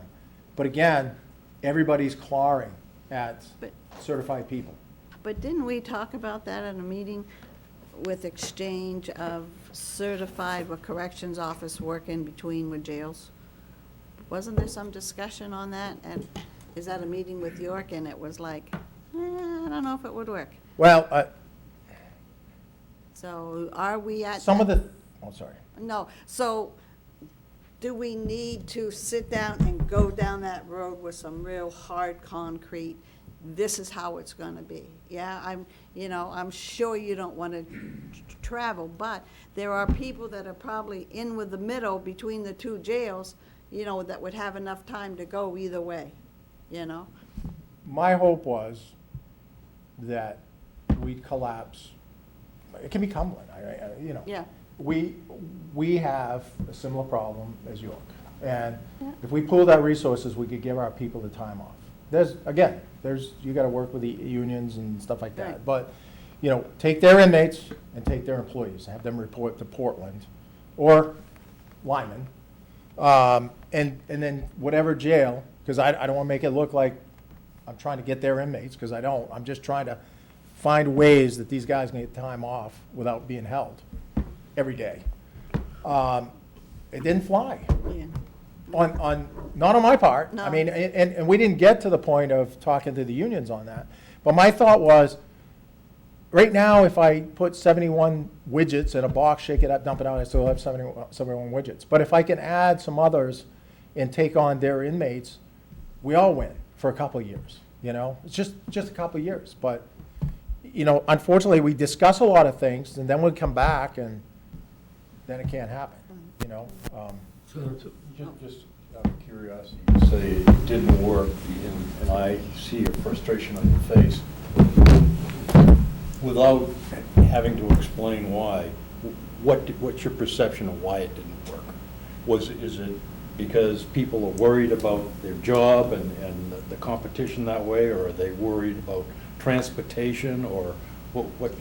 I think a little move here, big result here. I think that there was part of the, hey, my employees that live on the New Hampshire border aren't gonna drive to Portland. And if I do that, I've demoralized them, and I lose them, and we all lose. Okay, I mean, I can't refute that. I can't refute that at all. We talked about. Reedfield wouldn't want to drive to Lyman either. No, but we talked about, hey, what about having a bus, and they drive to Lyman, and then you bust them and pay them. I mean, you know, pay them for their time, but that wasn't, you know, I hear that reason. Is there anything else? well, you know, I've reached out to some of our other friends to see if I could, way back, offload some inmates to take some pressure off our staff. And I've learned in the last 2 years that everything we did pre-COVID to help people out is not remembered in a post-COVID world. And I get a lot of no's, or we don't have room, or 1 for 1, which is not gonna help us out. And I don't blame them, they get the same issues, I guess. We're all in it together, you know, it's just that we've got a huge issue because of the competition, in my mind, the competition here, and the cost of living in this particular area. A lot of our people live outside of Cumberland County, and if we could somehow draw in some of those other people that live outside of Cumberland County, be great. But it's drawing them in, and drawing the right people. So, can I ask, are you all set? Go ahead. Oh, Steve, are you? Yeah, I am, Okay, sorry. Go ahead, Jim. We don't just exist in our own little cocoon here. What are the current pressures, if any, from law enforcement agencies in the county and/or judges making sentencing decisions that affect the inmate count? What do we got going right now? Great question, great question. I know that my professionals in the room aren't gonna wanna hear this, but at some point, we have to open up the intake. I've been trying to drag my feet on that because we're starting to see it in the communities. You know, people getting to the So point. are we in a position to tell the agencies that we will accept certain types of charges, but not all? We're doing it now. Yeah, so. We have been since August.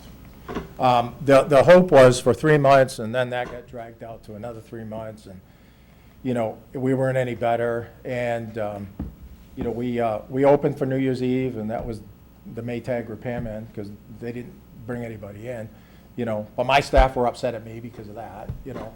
Police departments were happy.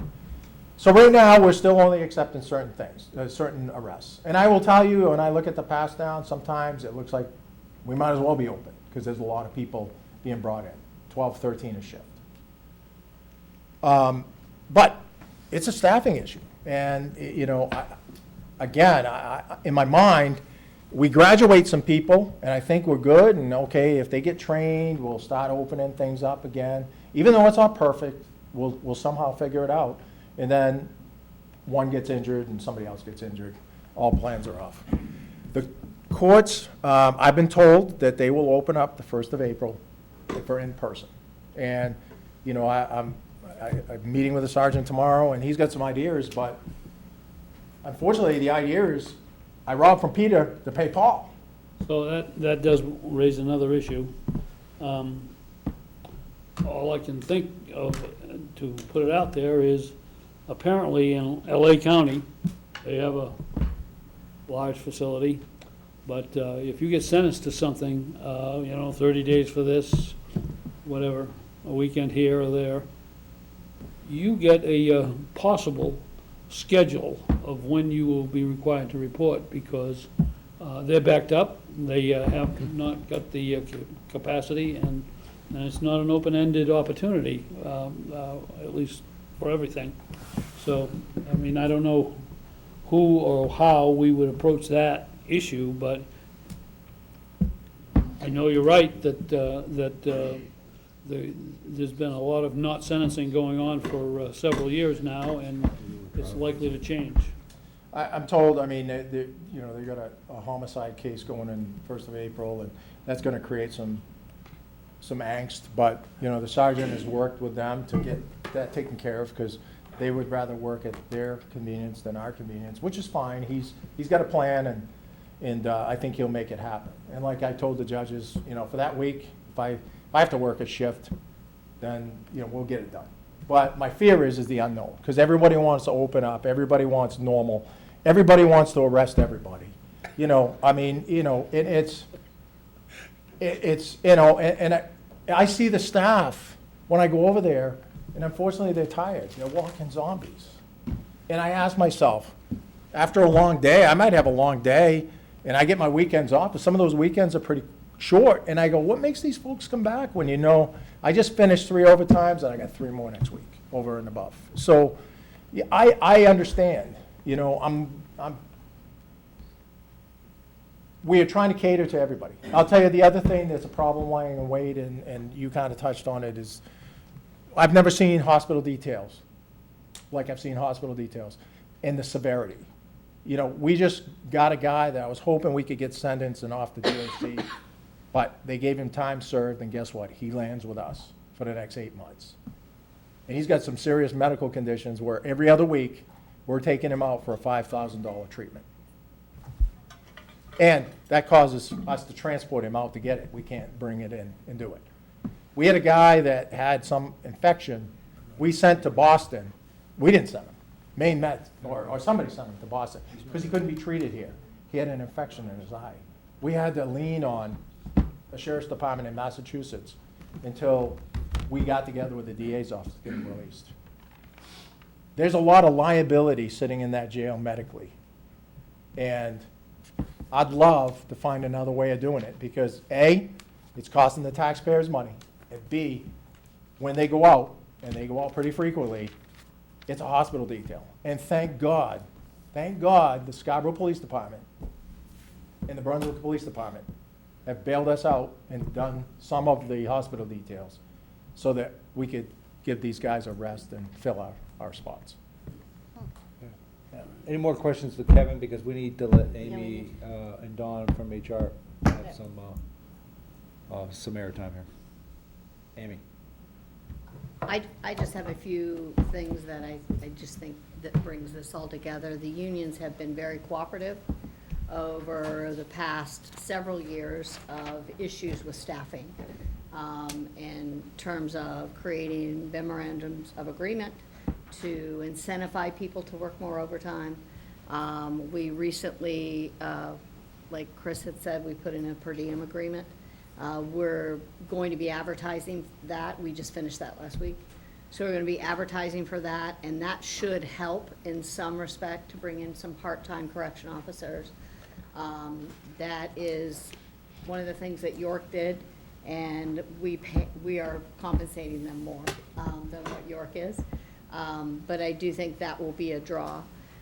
We've also done one of the things that Kevin didn't address was the fact that we have about a 50% retention rate. So as people do go through this long process, we're only retaining about 50% of those people. The recruiting team has followed up with those Yeah, I was candidates. gonna say, what are the comments? Yeah, so they go out for coffee, or they'll meet with them to get a better idea of what those comments are. More comments are about the amount of overtime that they're required to work, almost the first or second week as soon as they're released. So Don Goulet and the union have just done a recent memorandum of agreement, which will stagger that forcing for overtime for a period of 4 weeks. They can volunteer for it if they want, but it's a way to integrate them into the facility so that they can, there's a better learning curve for them. So that is one thing that we need to continue to address is retention. Overtime was a significance. The environment, some are very young and don't understand what kind of environment they'll be working in addition to the overtime. So, and then they're all working on off shifts and typically on the weekends. To a couple of points, we have explored alternative schedules, the 10-hour shift, the 12-hour shifts. We've put pen to paper to try to see if that is an option. We don't have enough employees.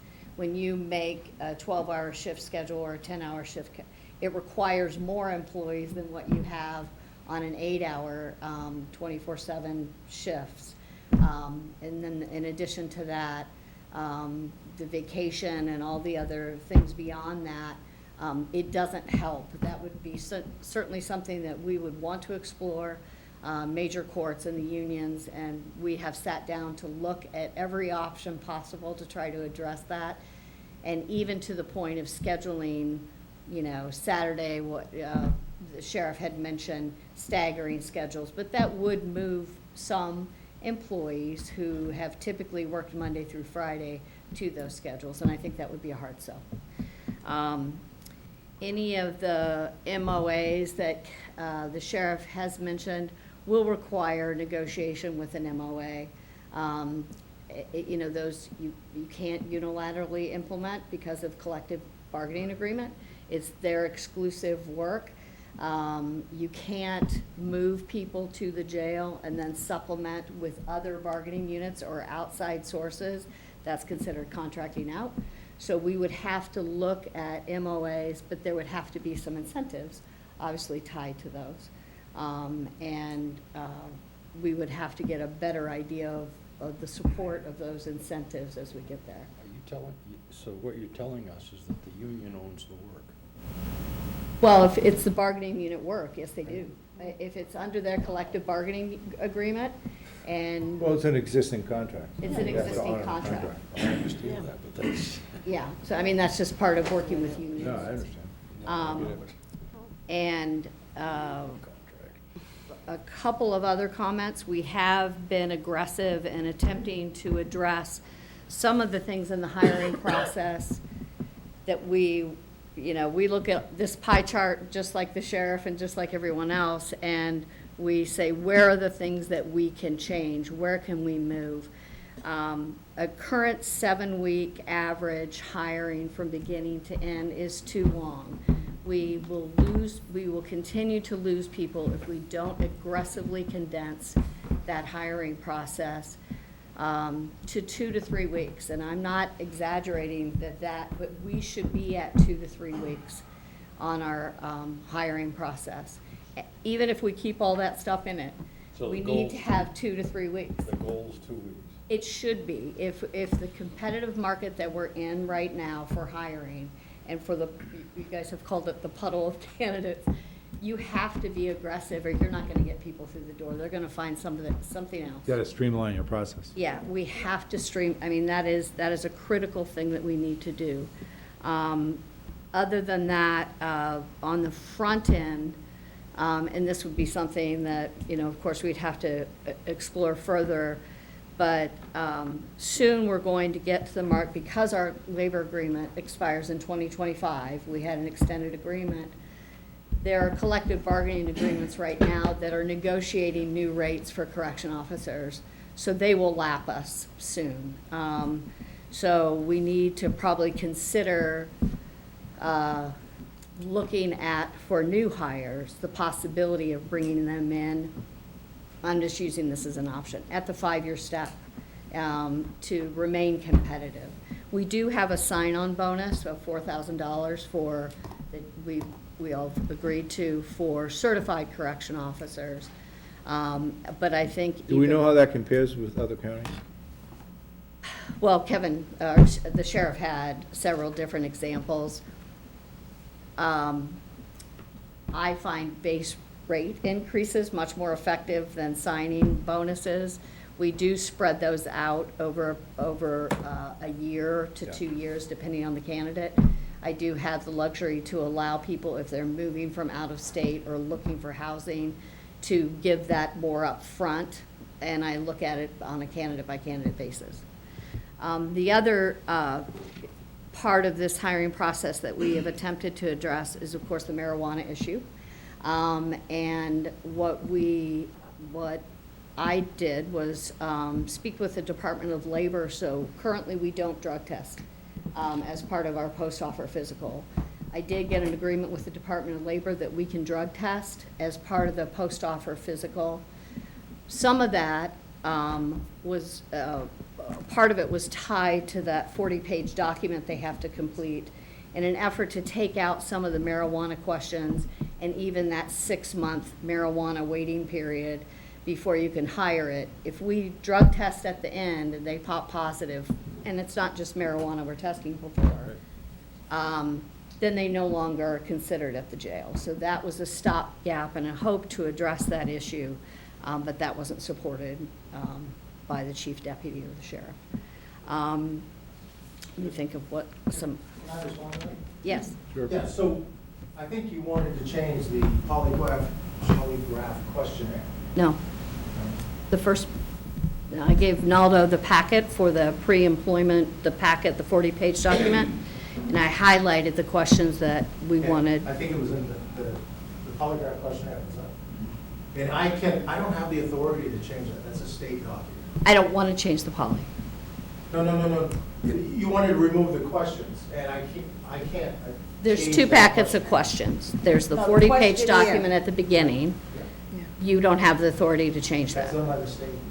Okay. It is my understanding that everybody doesn't use that 40-page document to hire correction officers. I would agree with that. And so, don't we then have the authority to either eliminate that, condense it, and run it through the state, as seeing if that is an option, if that is a hindrance for us hiring? We'll run it through the state, I'm just saying that we don't have the authority to change that document. So you have, but. But we don't have to use it. Yeah, that's the distinction. It's a fine distinction. It's an important one. No, Right. it's an important distinction because of the fact that, again, corrections is a profession, it's not just a job, Right. you know, and. But just because a profession has done things, and I look at my own job, the same way for 30 years, doesn't mean that it's tried, true, and gonna work here in 2023. It's not gonna be 100%. if I that's know. what you're trying to- I'm not looking for 100%, Kevin. We're looking at a solution. We're in a crisis situation, and we can't rely on past procedures. We have to all be creative, think outside the box, and make some compromises. Or we're gonna have to shut the place down. We're getting to that place. It's not, and that's not what we're all here for. That's not what we're hired for to do. And so we have to find a way to team up, be creative, and come up with a creative compromise that's gonna win the day. And and so we can't rest on what we've done in the past. And if it's a 40-page questionnaire, then we gotta change it. Can I add something? Sure. I think you and I agree that we can ask those questions, and it's not gonna slow the process down. We're gonna start the process, even if they answer yes today, then they're gonna do the drug test at the end. My understanding when this was introduced in September was you were going to eliminate asking about that, and if they pop positive, they wouldn't get it. Yeah, and either taking the questions out of this state form, it's not gonna speed up the process, except the worst to speed it up is that we're gonna start the process as soon as they answer yes. Yeah, and I guess maybe that's the distinction. When I'm looking at that packet, I'm looking at trying to condense it, eliminate some questions. 3 pages can maybe be condensed to 1 question. Have you had this experience? Please explain. Instead of 3 pages on, and I understand why you ask questions like that. It's try to catch someone for answering it Can improperly. I ask a stupid question? Yes. Is the purpose of asking the marijuana question or the did you ever slap your mother question or whatever they are, is that to create a gotcha situation for a polygraph, or is that because you're genuinely interested in knowing the answer to the questions? We wanna know the background of the person, What are you hiring? You Well, hiring a guy- and then does that Naldo get you to the point where you're making an evaluation of, about, for instance, recreational use of marijuana? And saying, well, that is a disqualifying characteristic of the human being I'm dealing with right now who wants to be an employee. Isn't that what you're doing?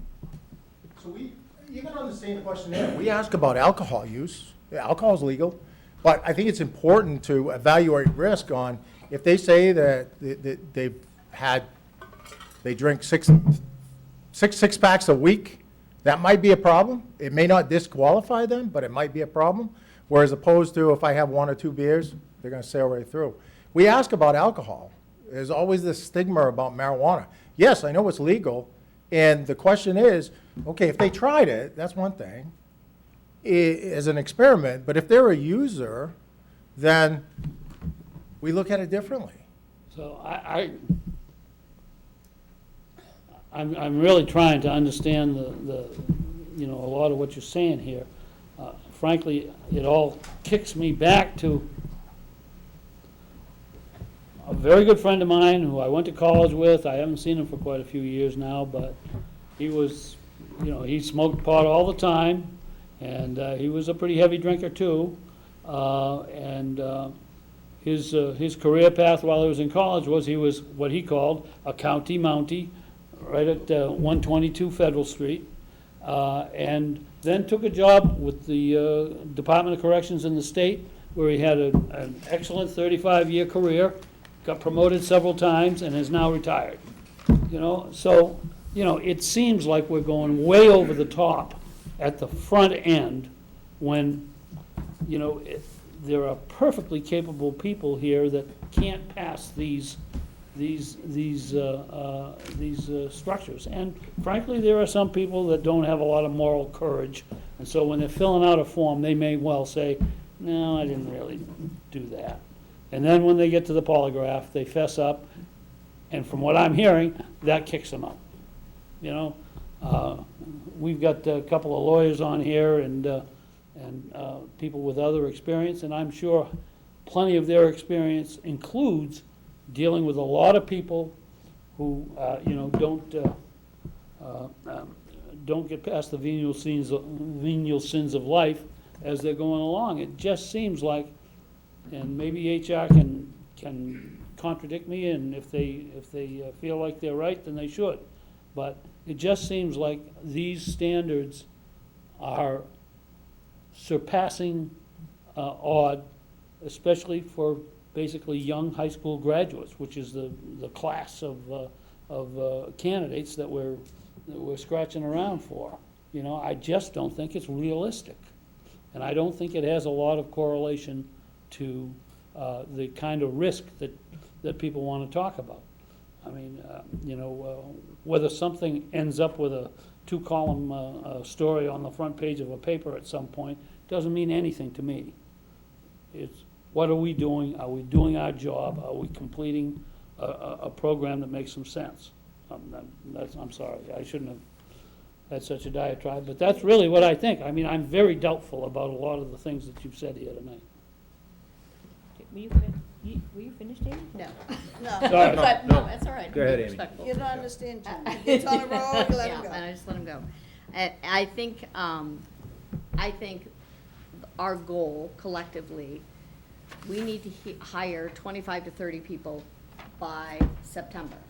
If the goal is to get the federal inmates back into the jail to generate money, that's what we need to do. So there are options that we can do to get those people in. Some of the concern is the academy. They canceled the academy and they don't have one until May. They haven't, to the best of my knowledge, they haven't put one out for the summer. Maybe they have, and I haven't seen it yet. But to consider doing an in-house academy, that has certainly been discussed within the Sheriff's Department. And it was even mentioned that there may be something to do, a joint effort with York to do our own academy. I think we need to look at that, and we need to look at resources on how we can do that. In addition, my recommendation is, with that being said, if we can expedite this process, that'll be much more than our current training department would be able to handle, particularly if we put one of those employees that is integral in onboarding new employees to work in the jail. We need to think that through. There's a ripple effect to some of that. And I know there's some discussions right now about an in-house academy. I don't know where that's gone. But that's certainly something that should be part of a bigger plan. And we've talked about that as options. So we are more than willing to continue to work and work collaboratively with the Sheriff's Department to figure out a way to expedite this process. That's all I really have to say. I'm going to step on both your toes for a second as a follow-up to Amy. Amy and Dawn, if we suspend the polygraph, is that for a period of time, say 6 months, 8 months, 5 months? We have offered that option, and it's not been considered. Do you think that's a big impediment? I think the Time-wise. timing of the polygraph, I think the length of time that it takes, she's very good, I'm not Right. critical. No one's If criticizing She anyone could only do here. 2 a week, and we have 7 in the pipeline, that's gonna take 4 weeks to get those completed. So that's part of the issue. We have some in background right now. The person that's been the primary for the background checks is retiring next month. And so. You can't make the this up, backup- can you? No, but the backup plan, I'm sure that they put a plan in place on who's gonna oversee that. But we do have the option to outsource that. And that's been introduced, and several large police departments currently use it. The city of Philadelphia, the city of New York, Cincinnati, Cleveland, they all use this background. They run the same reports that we run, and then they also do the background checks for former employment. And that's certainly an option, but that wasn't, they didn't want to do that either. Thank you. So we're always looking for alternatives and something new in an effort to expedite it. So I don't know who was first, Sue or? Well, Patty? it's, Go ahead. Go I ahead, Sue. had the same thought that you did. I was on with the outsourcing. I'm just also concerned with the lieutenant's job or coming to an end, or is retiring. Is there a plan, because I haven't heard a plan, and I don't know if you have heard a plan. That's gonna be a hold up there too. So what is the plan for the retirement of that key position with the major? I mean, with the lieutenant, I'm sorry. We have a plan. We have an investigator who works in the jail who can actually do that. We have CID that we've tapped into that have done that. You know, to answer the question on the backup of 7 people on the polygraph, we'll outsource that. There are other polygraphists that can do it, and we just pay the money. So that's, if we see an opportunity, we take advantage of the opportunity. So there is a plan for that. You know, we knew he was going to retire, but again, he dropped his paperwork, I guess, maybe a week and a half ago for the final date. So there's always been a plan, because he's on vacation, he's on days off, he's out sick and stuff. So there is a plan. Patty, sorry. Okay, so we covered a lot of ground tonight. It's been super informative. I want to thank everyone for their presentation. I've really learned a lot in terms of the education, how things work. I guess,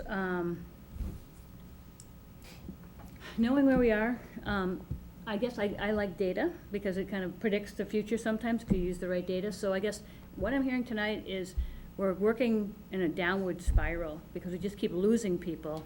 I know we might have people in the pipeline, but I don't see enough focus on what are our recruitment strategies. What are we doing? Where are we putting postings out? What are we doing to attract people?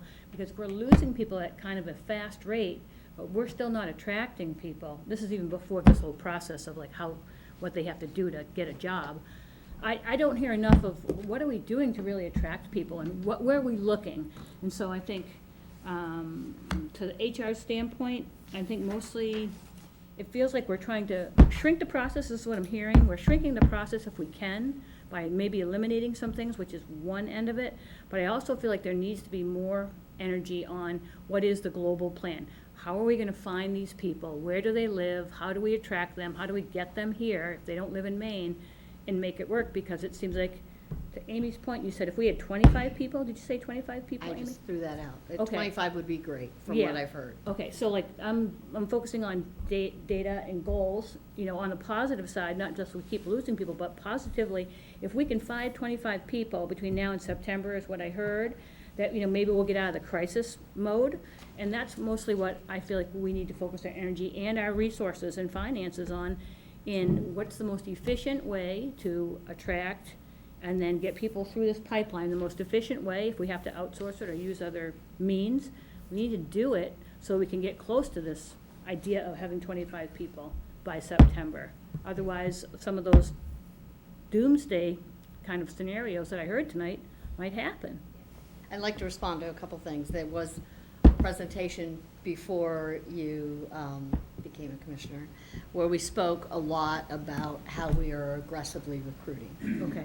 So our current applicant tracking system sends out 20 different sites that we do, and we refresh that every 2 months. We get, as you know, we're in recruiting, it's where you are on the page. Yep. So that's refreshed frequently. Okay, good. In addition to that, we have a memorandum of agreement to utilize Tom Witham, who's a correction officer, accreditation officer at the jail. He works with us on Thursdays to go on site visits. We are currently working with Boots to Roots. We're currently working with the schools in the community, doing presentations with the community, trying to recruit. It's interesting, we've gone to several colleges to try to get in front of the students, and one professor we spoke to said, I get so many requests at this point from law enforcement and corrections and a whole bunch of different career paths that that's all I would have for this semester. So we've dropped off informational packets because that's all they're doing now. Mary and Tom, the recent mill that had closed, they're there now. Yep. Meeting and looking for candidates that recently had been laid off. So any opportunity like that, they do respond to. We also are working with the Hire Vets Medallion Program. So there's different avenues that we are working with to try to recruit people and try to meet people to try to get them in the jail. And so that's great. Mary, that whole system, the sheriff spoke to emailing the candidate. Mary does that. Mary manages that, follows through. Is there anything that we can help you with? Where are you on your process? Just to try to expedite them through that process. And with that system, it shows where the bottlenecks are. Because as each step goes through, it'll say the date that it was passed on to that next step.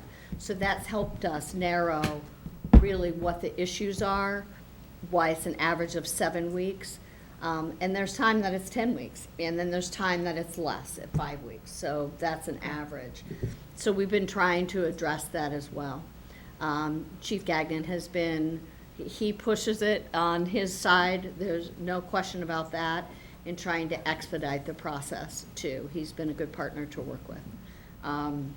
But it still does take some time. Yeah, great, thank you. You're welcome. So, Bless you. Excuse me. following up, I guess, whether it's the elephant in the room or not, the issue about the polygraphs. Do you think that is, if we tried for a relatively short period of time, 4 months, 6 months, dropping the polygraph, to see what that did to our rates? Yeah. Where I look at our process, the pie chart, the issue is that 40-page document. I think my opinion is if we can reduce that to a more reasonable sized packet, that will address some of the issues with people getting stalled out. It takes an hour or so to complete that online. If you reduce that to a 5-page document with questions, that would take away that issue as part of the automated system. And a couple of you made the comments, the applicants that we're addressing today all use their phones, all use their computers. That's what they live on. That's what they know. It's a very fluid process for them. Might not be so much for me, because I didn't grow up on computers. I had an electric typewriter in college, and I thought I was so cool. But it's different, and we have to cater to the individuals that we're recruiting and hiring. Ideally, it would be great to get former military but everyone's targeting that personnel at 30 or 40. This is our hiring pool. We're gonna have to adapt to that hiring pool. We're going to have to learn how to train. People may take longer in training. We're gonna have to change with the candidates that are coming in.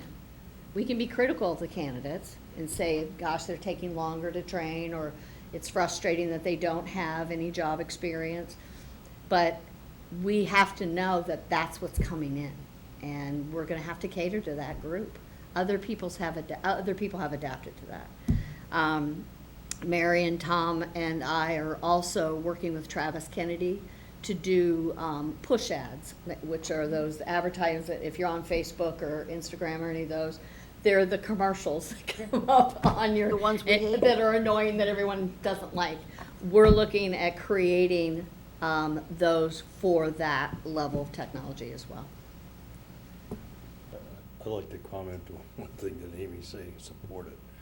If you ask any young person, and I've gone out and done this since I saw the 42-page report, Yeah.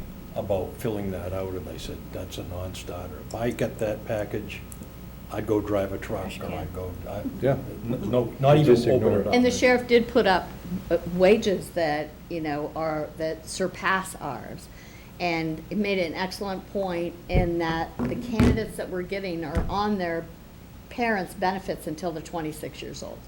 So we're not gonna be competitive with those $30, $40 marijuana jobs until such time that they assume some responsibilities like a family and insurance and all that, they get that picture. Yeah, sorry. But when you tell a 27-year-old, if you start retirement now, you can retire at age 50. Yeah. Go golf when you're, you know what I mean? Yeah. There's a way to promote that. And whole we piece do, of it. and part of the whole hiring, we have a summary document that highlights our 100% tuition reimbursement. Yeah. We have a whole document that we give the candidate, and we go over that with them and every job we do that with, because that's what we have. We have excellent benefits. Some don't appreciate it yet until they get a little bit older. But some do. When they take it home, what I see when they take it home to their parents. That's it. And they throw it and they're like, wow, you can get a pension? Right. Because most private industry doesn't have that anymore. So that is a sell, and it certainly has been a sell for other openings that we have throughout the county. Not only that, you get Social Security. That too, yeah. Can I ask about a couple of things? I know Maine Medical Center, probably 15 years ago, looked at the way they were losing nurses and eventually got to a decision that said, basically, there's no preferred shifts, that everybody has to share the burden of the fact that we're a 24/7 operation. Am I correct in assuming that that would require a complete revision of all of our labor agreements? You can redeploy the shifts as needed, but what you would have, it would be a real disruption to the jail. And If you would- changed everyone's shift to a Tuesday through Saturday or Sunday through, shift. And it has to be staggered too. But what they did is they created a cycle where everyone bore some of the responsibility for, midnight shifts or Sunday shifts or something, and it was just a rotating thing, so the schedules became less reliable. Yeah. That was my first question. Yeah, and I guess my comment to any schedules, alternative schedules, 10, 12, those, it's gonna require people to do those different schedules. Well, what they were trying to address was, so many nurses were coming off of, being stuck on the graveyard shift for years on end, when they could go to, Dr. Feelgood, and Dr. Feelgood is open from 8 to Yeah. 5, and that's it, and probably paid a little more too. And then the other thing was, I was wondering about part-time or cadet or whatever opportunities to attract people that might work on less than a 40-hour week. Well, we do have the per diem agreement that we just put into place, but those are for certified correction officers only. So if someone's working in another jail or another job, they can come and pick up a couple of shifts here, or at Cumberland County Jail. But we don't have That a use market, for an though, really. Sorry? Not to interrupt you, how big is that market? I mean, because all of the jails are maxed in terms of overtime. Yeah, you're right. There are some people that have gotten out of corrections, however. It would take some additional training. The sheriff had pointed out, we do have employees currently within Cumberland County who have left the jail to other opportunities within Cumberland County. It is my understanding, and I'm not the one that does the accreditations for who does that, but there is some training involved depending on how long you've been out of corrections, in order to get that certification back. The complexity of someone who has not got a training or certificate, they would have to go through a process that would, Yeah. and And we did the per diem agreement specifically for certified corrections to get them on the floor quicker, you know, I mean, that was what that was for. okay. Yeah, so, Could we make a recommendation on with the poly? yeah, we can do whatever we want to. And, yeah.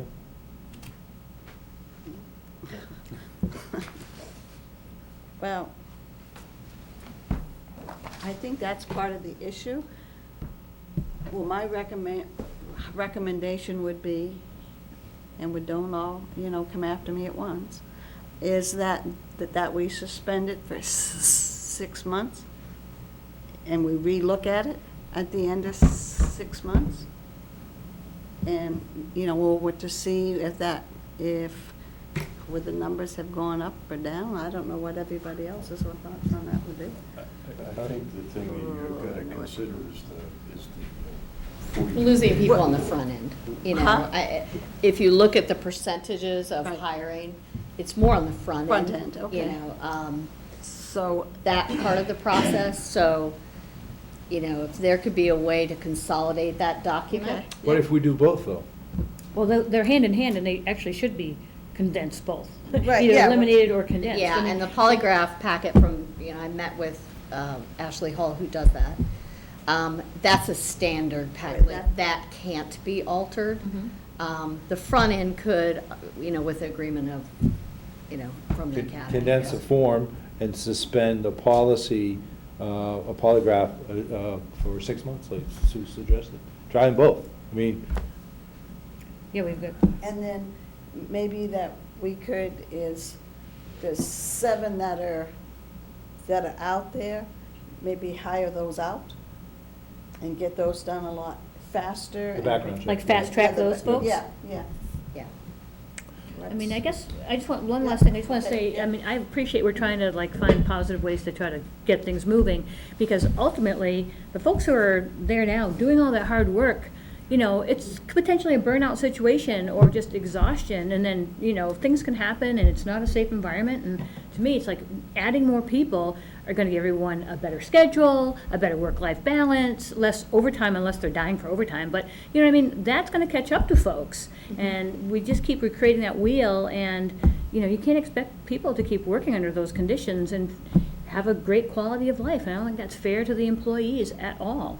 And I think, sooner we can find more people, so that people have the schedules they want and the work-life balance, it'll be a better place. So I'm in agreement. I think anything for a pilot program, just to try some things, just to say for a period of time, we're gonna experiment this way and see what happens. I think 6 months is a short window of time, based on what I'm hearing, but if it's 6 months and it's another extension of another 6 months, then we can see if we really move the meter, if we really made changes that are gonna help us. Do we have another workshop in 2 weeks?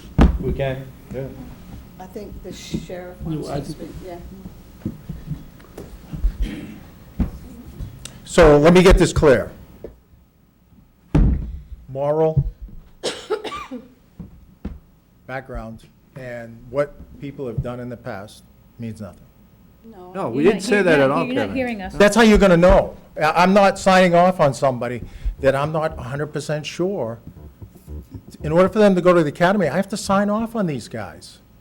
And I'm not doing this to be ill-willed. I'm doing it to protect the county and the taxpayers' money. I know these guys are working their tail off. They're professionals, and I don't want to put people that would just fill in spots in there and have it go awry. The thought that we can do away with this for 6 months and then start it up, that isn't going to happen.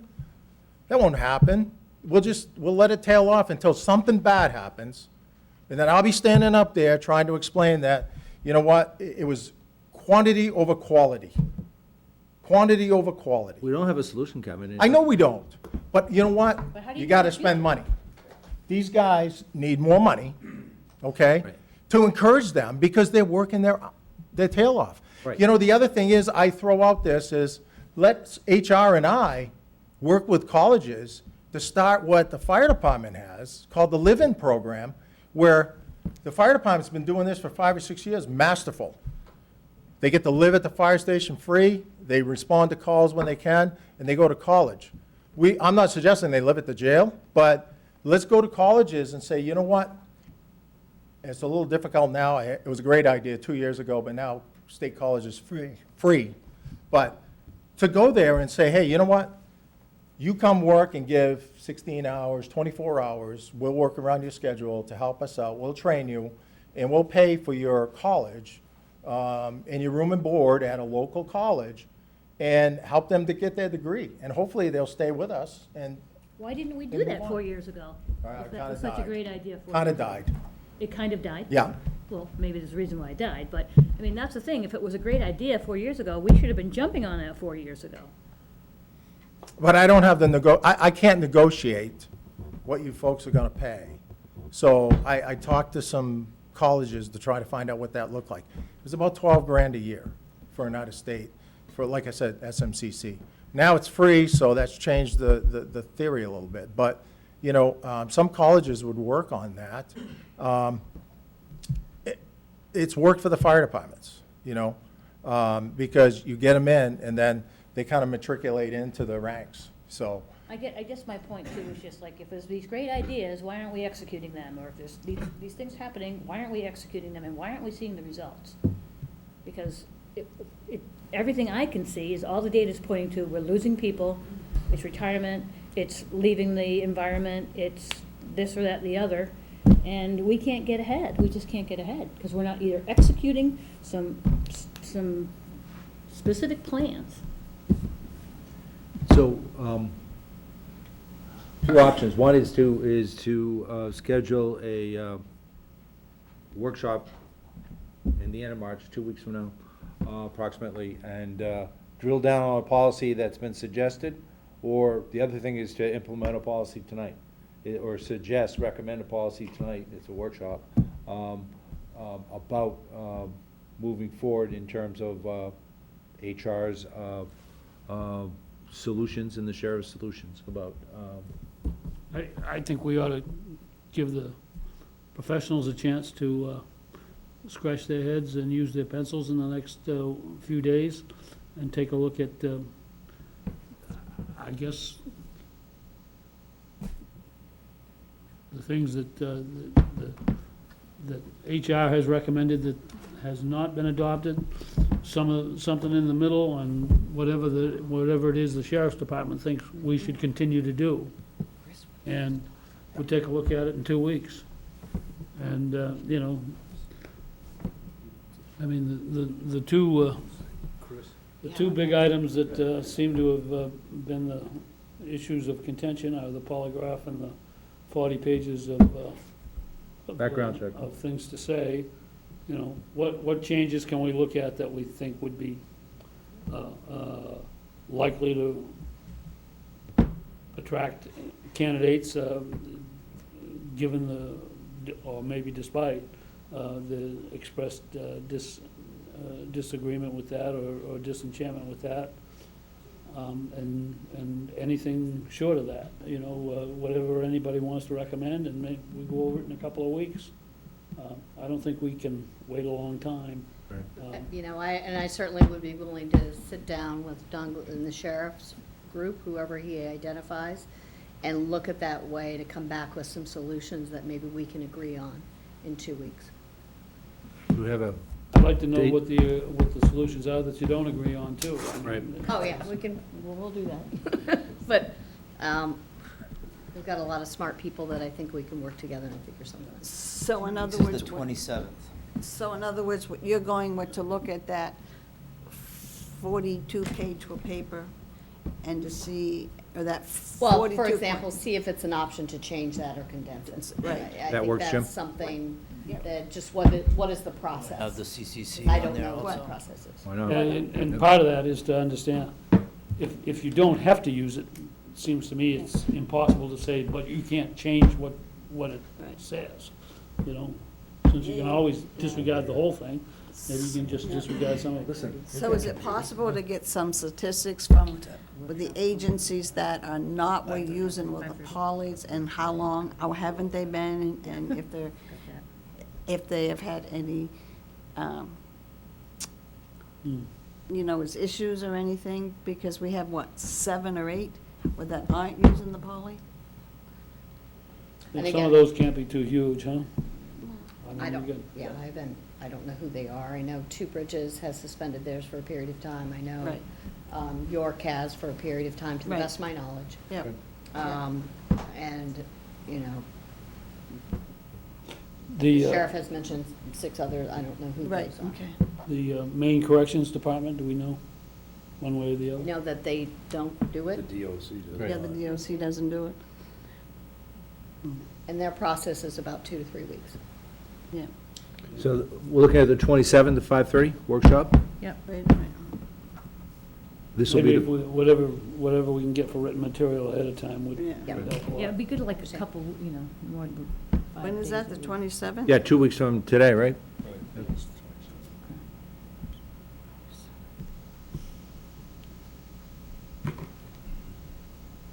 This has been a very good dialogue. I mean, tough issues, but it's the only way we can wrap our arms around it. And so we appreciate everyone's contributions and thoughts here tonight. And, we'll find a solution.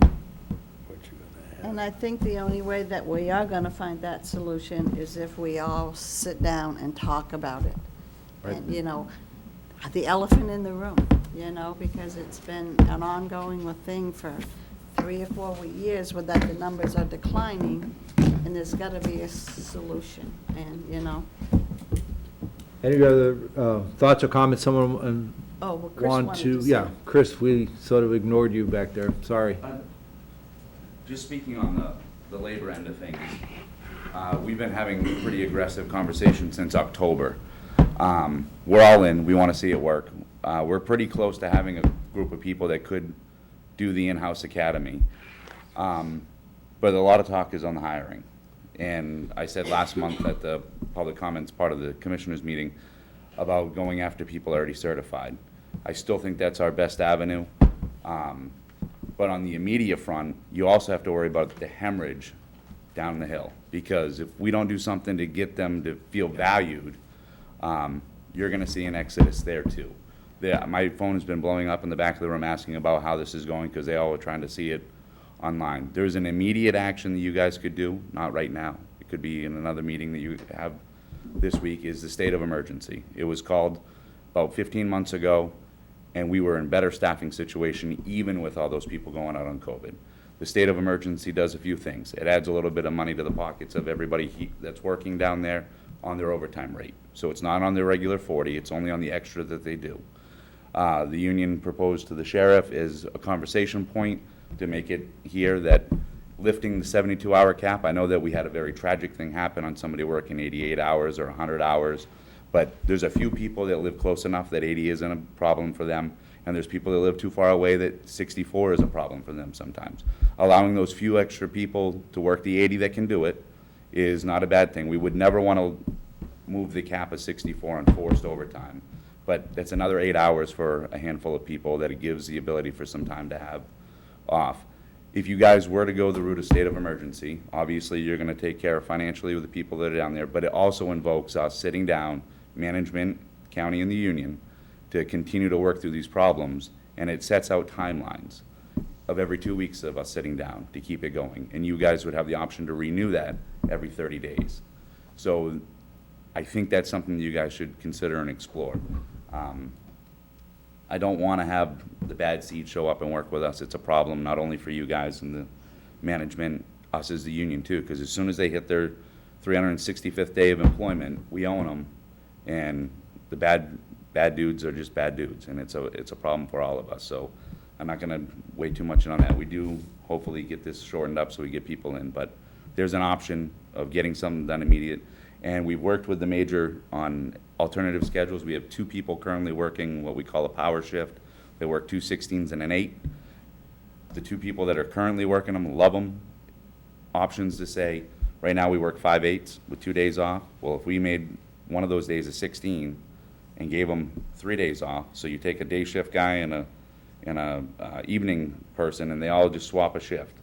It gets them 3 days out of the building, and that might be enough to recharge them to keep them going through what we're going on, which can be done very easily with conversations with human resources, with MOUs. Just some options to throw out there and know that we're all in. In the emergency, if the overtime goes from 1.5 to 2, is that what It it just is? goes to double time, and that is on physical hours worked. So if somebody used a holiday, and it wouldn't kick in until their 48th hour of work. So it's really rewarding people stepping up, keeping the building going, and it's not on the regular 40. So it's not like they're getting rich off it by any means, but it is giving you back something for keeping this place going. Because really, if everybody started to do a 40-hour work week, we wouldn't be able to do it.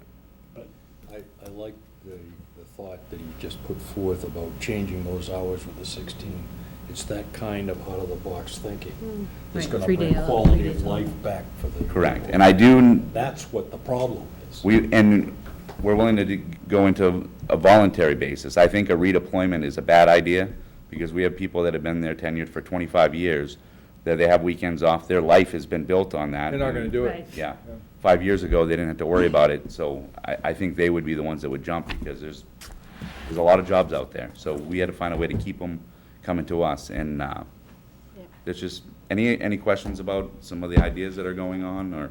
No, that- at thanks least for that your you're looking input. for the union? Appreciate it. When you have a state of emergency, is that a time period? So the state of emergency is, it was called 15 months ago, in October of 21. Did it last for a certain amount of time, is what I'm saying? On that, it lasted for months. So then, because emergency wasn't defined in the contract, we sat down and negotiated what an emergency is. And now, when it's called, you'd have to renew it monthly. So it's very short-term windows where you could reassess what that is. But also has a caveat that it requires management and the union to engage each other to find solutions to the problems that we're presented with. I see. Thank you very much for. Okay? Amy, you looking at some numbers there, or figures, or? No, I have the document. Thank you. Okay, all right.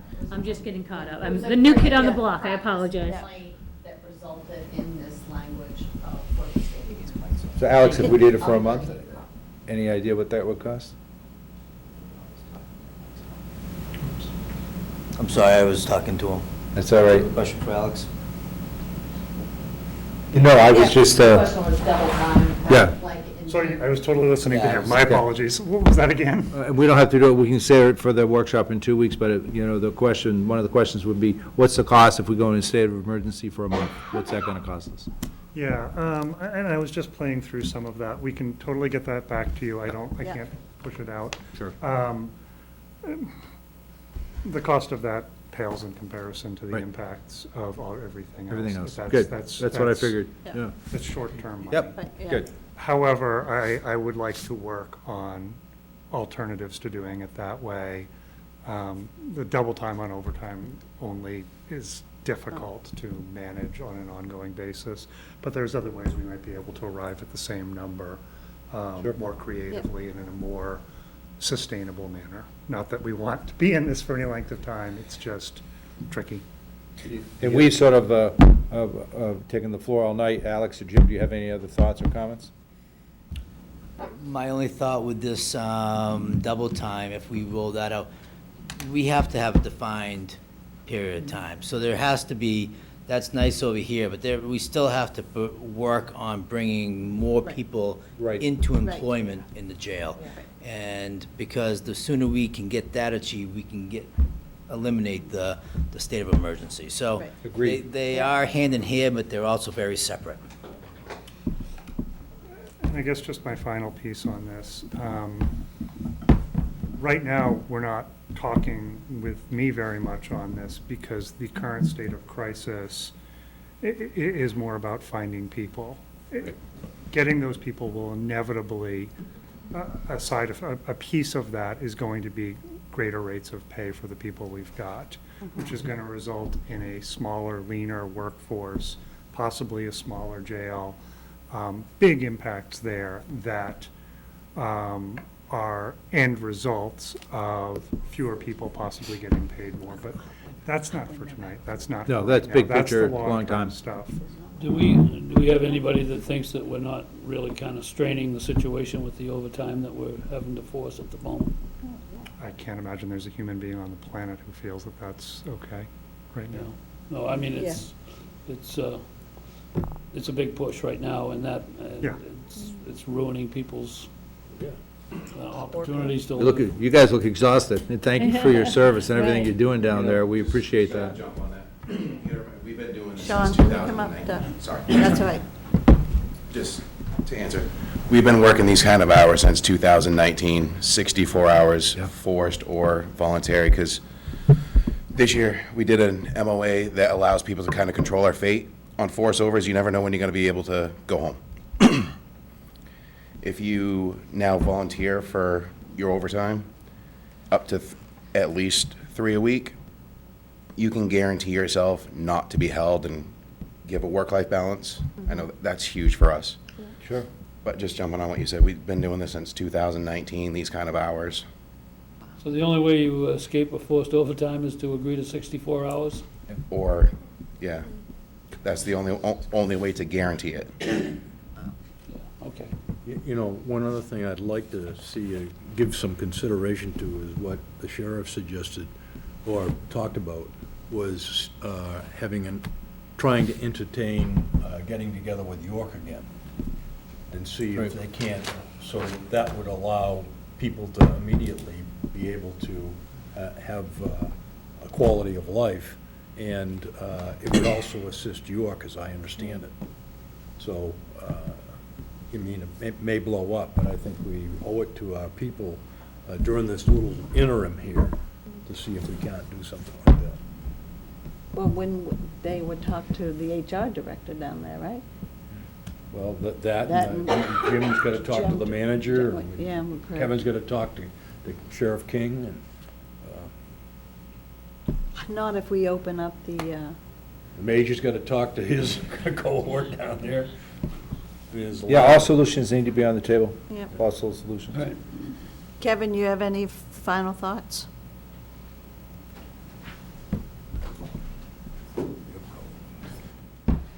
No, we're trying to attract people to a profession.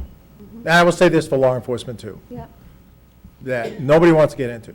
The hours are not conducive, the work-life balance is not conducive. And the only way we're gonna do it is attract them. You know, I don't know what that is, but it's got to attract them, and the money's got to be worth more than the perceived issues that we deal with. Criminal justice has owned this. Everything I see that has occurred in other cities that have been bad, I have no problem calling out, because our profession needs to stand on its own. And I think we do a good job of doing yeoman's work, and the unions as well, even the unions that are not here, yeoman's work at trying to keep things together. I don't want to lose it. In my life, every time you take a shortcut, you get burned. And, you know, I don't mind having my staff work with HR to come up with some ideas. I'll take another run at shortening that questionnaire. I'll be candid, I'm not willing to let go of the polygraph because I got to sign for that. But if there's ways that we can make that done quicker, then maybe we can do it. You know, talking to the fire department here in Portland, it takes 9 months. Vermont State Police, 8 months. I think 6 or 7 weeks is pretty good. Can we tighten it up even more? Maybe. I'm not sure we get to 2 to 3 weeks, because we're not hiring people. We're hiring people to do a specialized work that are going to be RNs at any given time, social workers at any given time, enforcers at any given time, a person to listen to every time. That's these folks. And we don't give them a lot of tools and a lot of training to do it. We ought to give them something and reward them for what they are doing. And unfortunately, I'm not one to be a spendthrift, even though probably you feel differently. But I am concerned globally about this line of work, whether it's law enforcement or corrections or anything else. It's not like it was pre-COVID. And people expect the same thing, and they want more of it. And in order to do that, unfortunately, people are going to have to pay. And I've talked to some of my constituents who come up and say, you know, Jesus, I don't even want to go through what you're going through. I go, unfortunately, you're going to have to throw money at it at some point, because we got a lot of things working against us. So we'll work in the next 2 weeks to try to find some things that we can reduce. You know, have the chief make sure that those 7 polygraphs are done as expeditiously as possible. And yeah, we'll take another run at it, I guess. So, Good. thank you. Thank you, everybody. Thanks. It's been a very, very good session, and we're adjourned. And all the non-essential personnel can stay home.